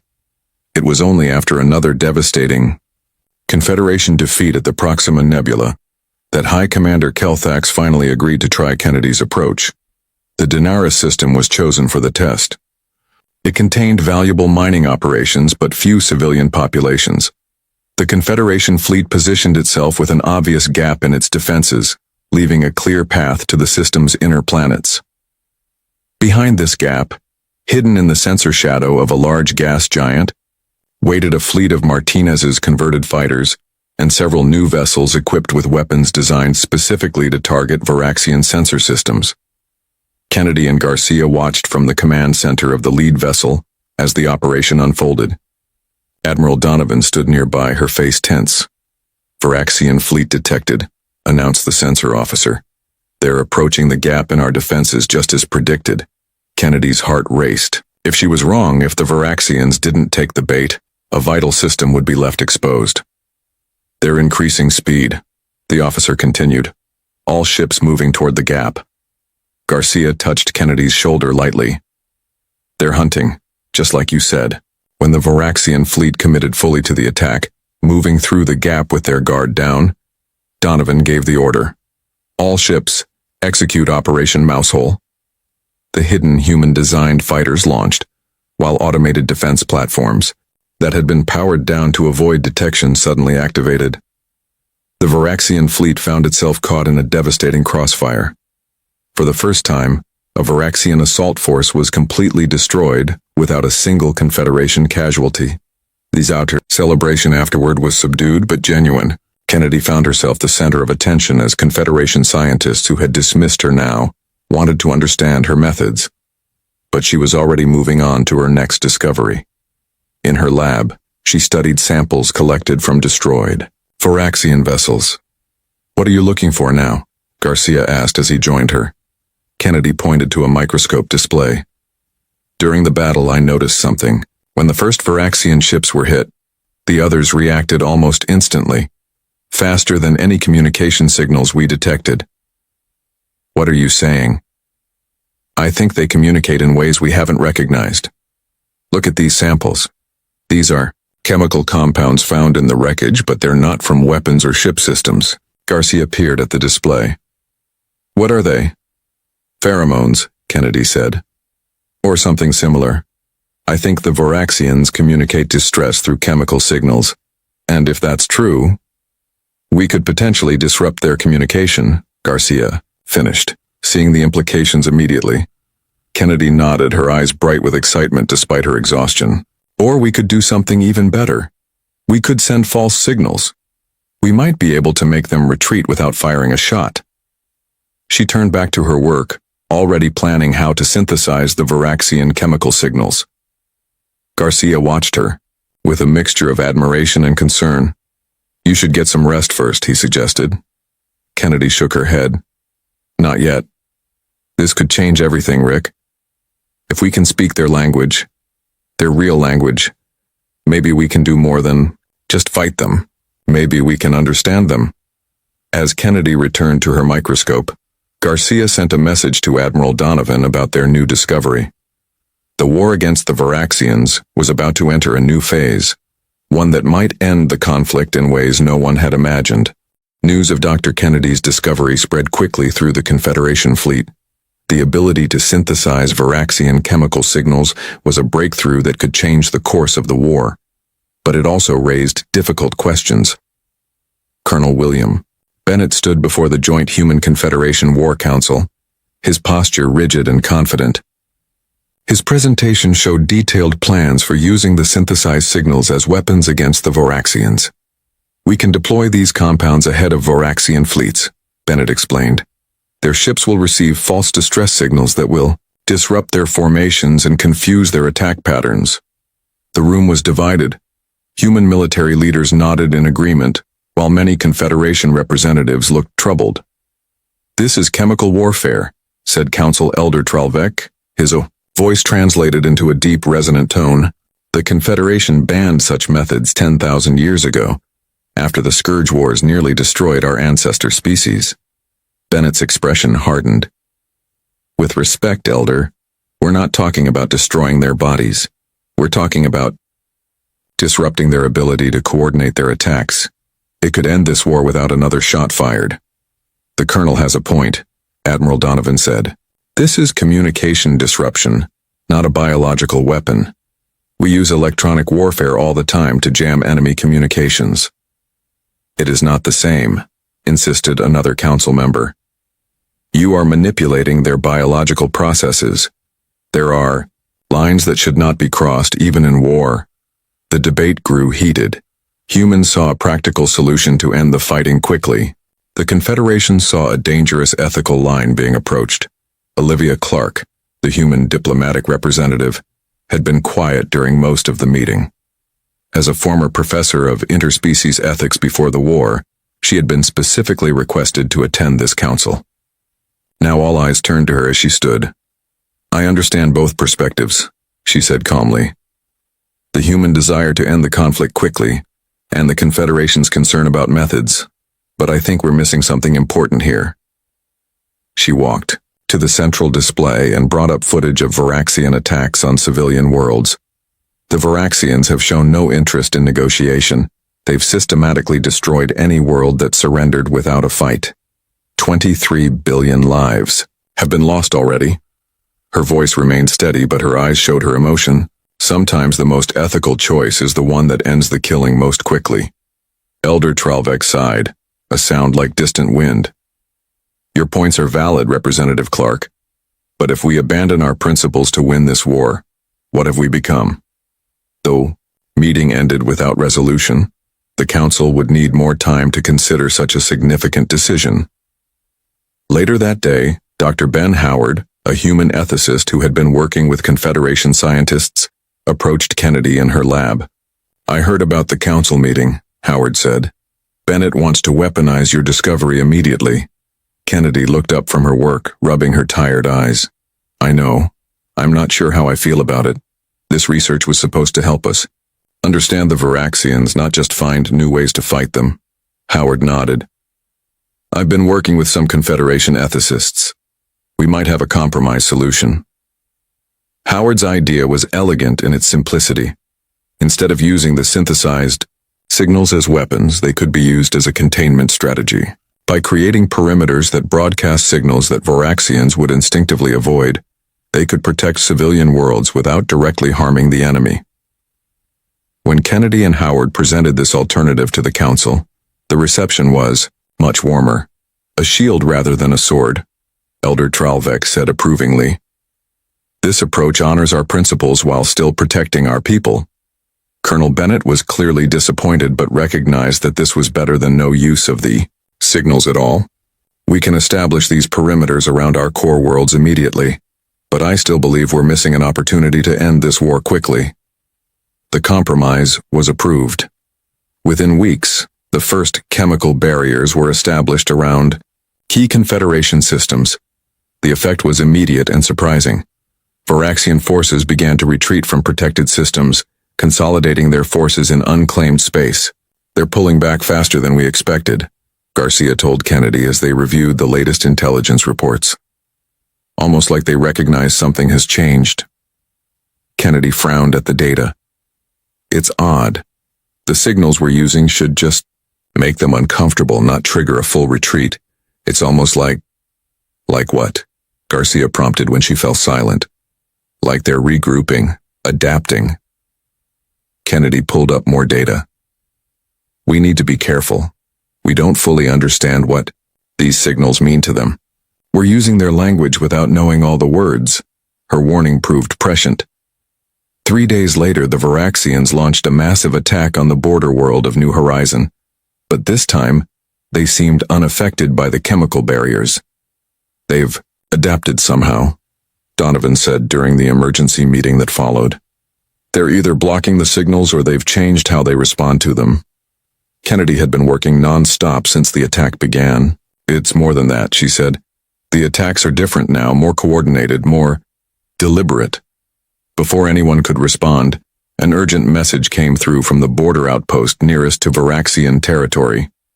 Admiral, we're picking up an unusual transmission, the communications officer reported.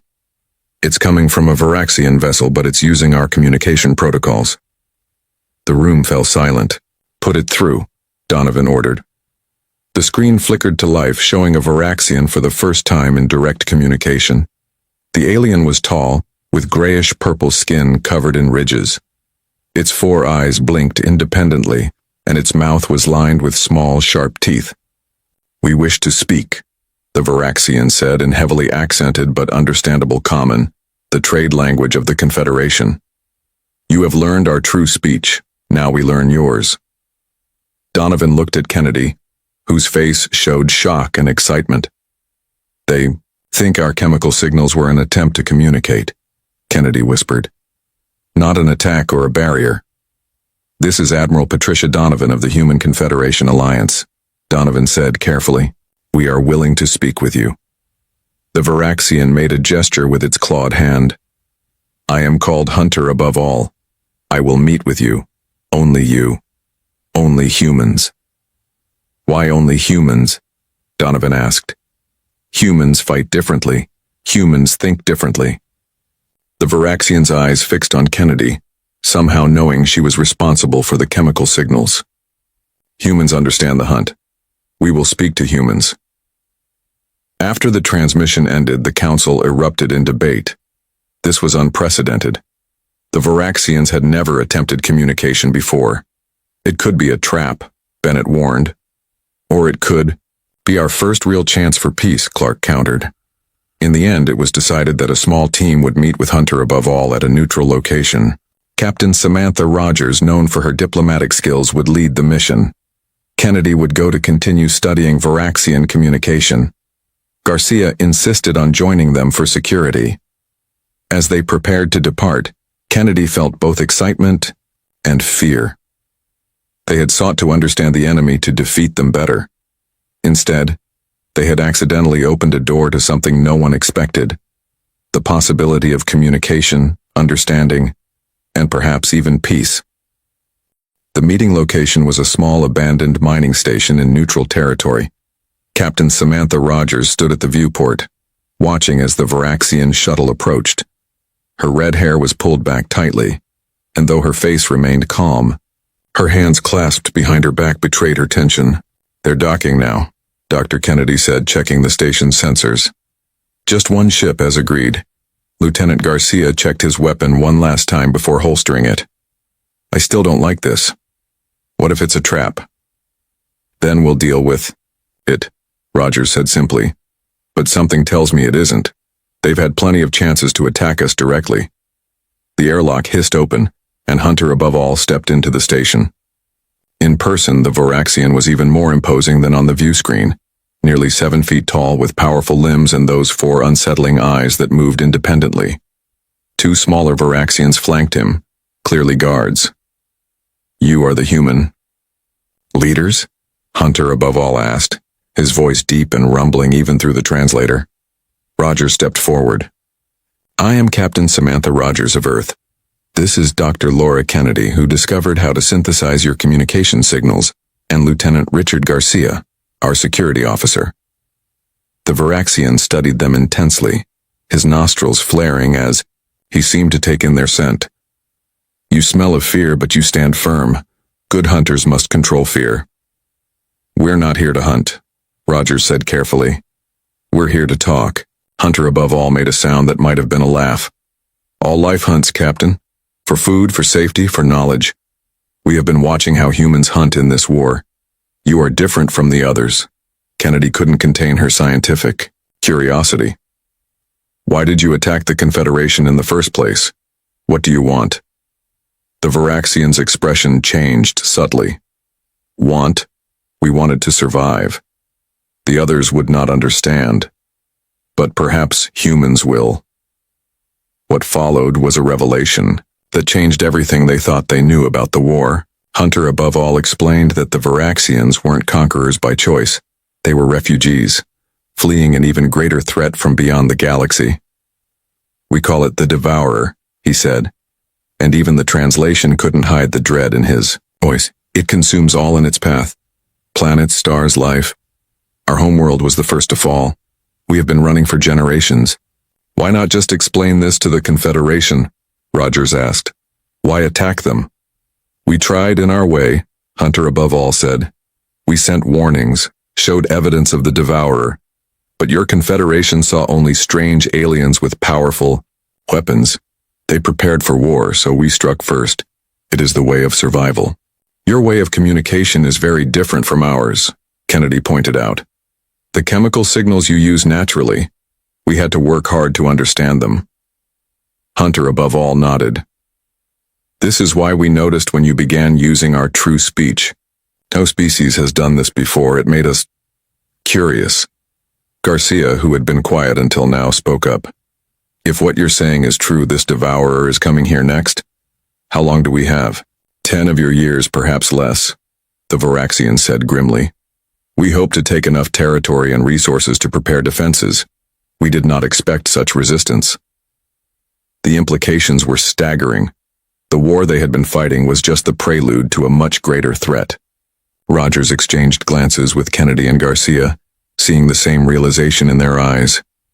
We need to bring this information to both our leaders, Rogers said finally. The Confederation and humanity need to hear this directly from you.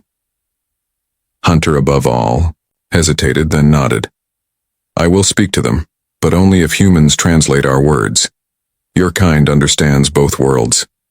When they returned to Confederation space with Hunter above all aboard their ship, the reaction was one of shock and disbelief. An emergency session of the full Confederation Council was called, with human representatives present. The evidence Hunter above all provided was compelling. Records of destroyed star systems, scientific data on the Devourer, and the history of the Varaxian exodus. Kennedy and her team verified as much as they could, and found no reason to doubt his claims. The diplomatic efforts that followed were unprecedented. Human negotiators lacking the historical baggage of the Confederation species served as intermediaries. Where Confederation diplomats saw only the atrocities of the recent war, humans recognized something familiar in the Varaxian plight, the extreme measures taken by a species fighting for survival. Daniel Wright, a veteran of Earth's last global conflict, led the team that drafted the Galactic Concordat. The agreement transformed the binary conflict into a three-way alliance against the greater threat of the Devourer. We turn enemies into allies, Wright explained during the signing ceremony. It's something humans have done throughout our history. Sometimes the greatest battles must be fought side by side. The transition wasn't smooth. After years of war, trust came slowly, but the humans continued to bridge the gap between the two alien groups, finding common ground and shared purpose. 6 months after the Concordat was signed, preparations for the coming battle against the Devourer were well underway. Varaxian hunting tactics were being combined with Confederation technology and human adaptability to create defenses unlike anything the galaxy had seen before. On the observation deck of the newly commissioned Joint Command ship, Unity, Ambassador Zivnara found Kennedy staring out at the stars. You seem troubled, Doctor, Zivnara said. Kennedy smiled faintly. Not troubled, just reflecting. A year ago, we were strangers to the galaxy. Now we're helping prepare for a threat most of us can barely comprehend. Your species has a unique gift, Zivnara observed. You understand both the Confederation's desire for order and peace, and the Varaxians' instinct for survival at any cost. You bridge worlds that might never have found common ground. We've had plenty of practice, Kennedy admitted. Human history is full of conflicts and alliances, betrayals and reconciliations. I guess we've learned a few things along the way. Across the deck, Hunter above all approached, now wearing the insignia of the Joint Defense Force. The Varaxian had become an important liaison between his people and the Alliance. The new sensor grid is operational, he reported. It will give us early warning when the Devourer approaches. Zivnara inclined his head in acknowledgement. Perhaps now we have a chance to face this threat together. Hunter above all looked at Kennedy. The humans know darkness but choose light. They understand fear but act with courage. When the Devourer comes, I wish to fight beside them. Kennedy was surprised by the sentiment from the normally stoic Varaxian. We'll all fight together, she said. That's the point of all this. Later, as the massive Allied fleet conducted joint exercises in the space near what had once been the front lines of their war, Admiral Donovan and Captain Rogers watched from the bridge of the Unity. Look at that, Donovan said, gesturing to the view screen where Confederation Varaxian and human vessels maneuvered in perfect coordination. A year ago, they were trying to destroy each other. Now they're preparing to save the galaxy together. Rogers nodded. It's what we do best, isn't it? Adapt, overcome, bring people together when it matters most. Is that what we did? Donovan asked. Turned the tide of war into a tide of cooperation? I think so, Rogers said. We didn't just change the outcome of the war. We changed what everyone thought was possible. As the Unity moved forward to join the exercise, the combined fleet formed a new formation, one that incorporated human unpredictability, Confederation precision, and Varaxian hunting patterns into something greater than any could achieve alone. The stars watched silently as the former enemies prepared together for the greater challenge ahead. The tide had turned, not just in a war, but in the very future of the galaxy.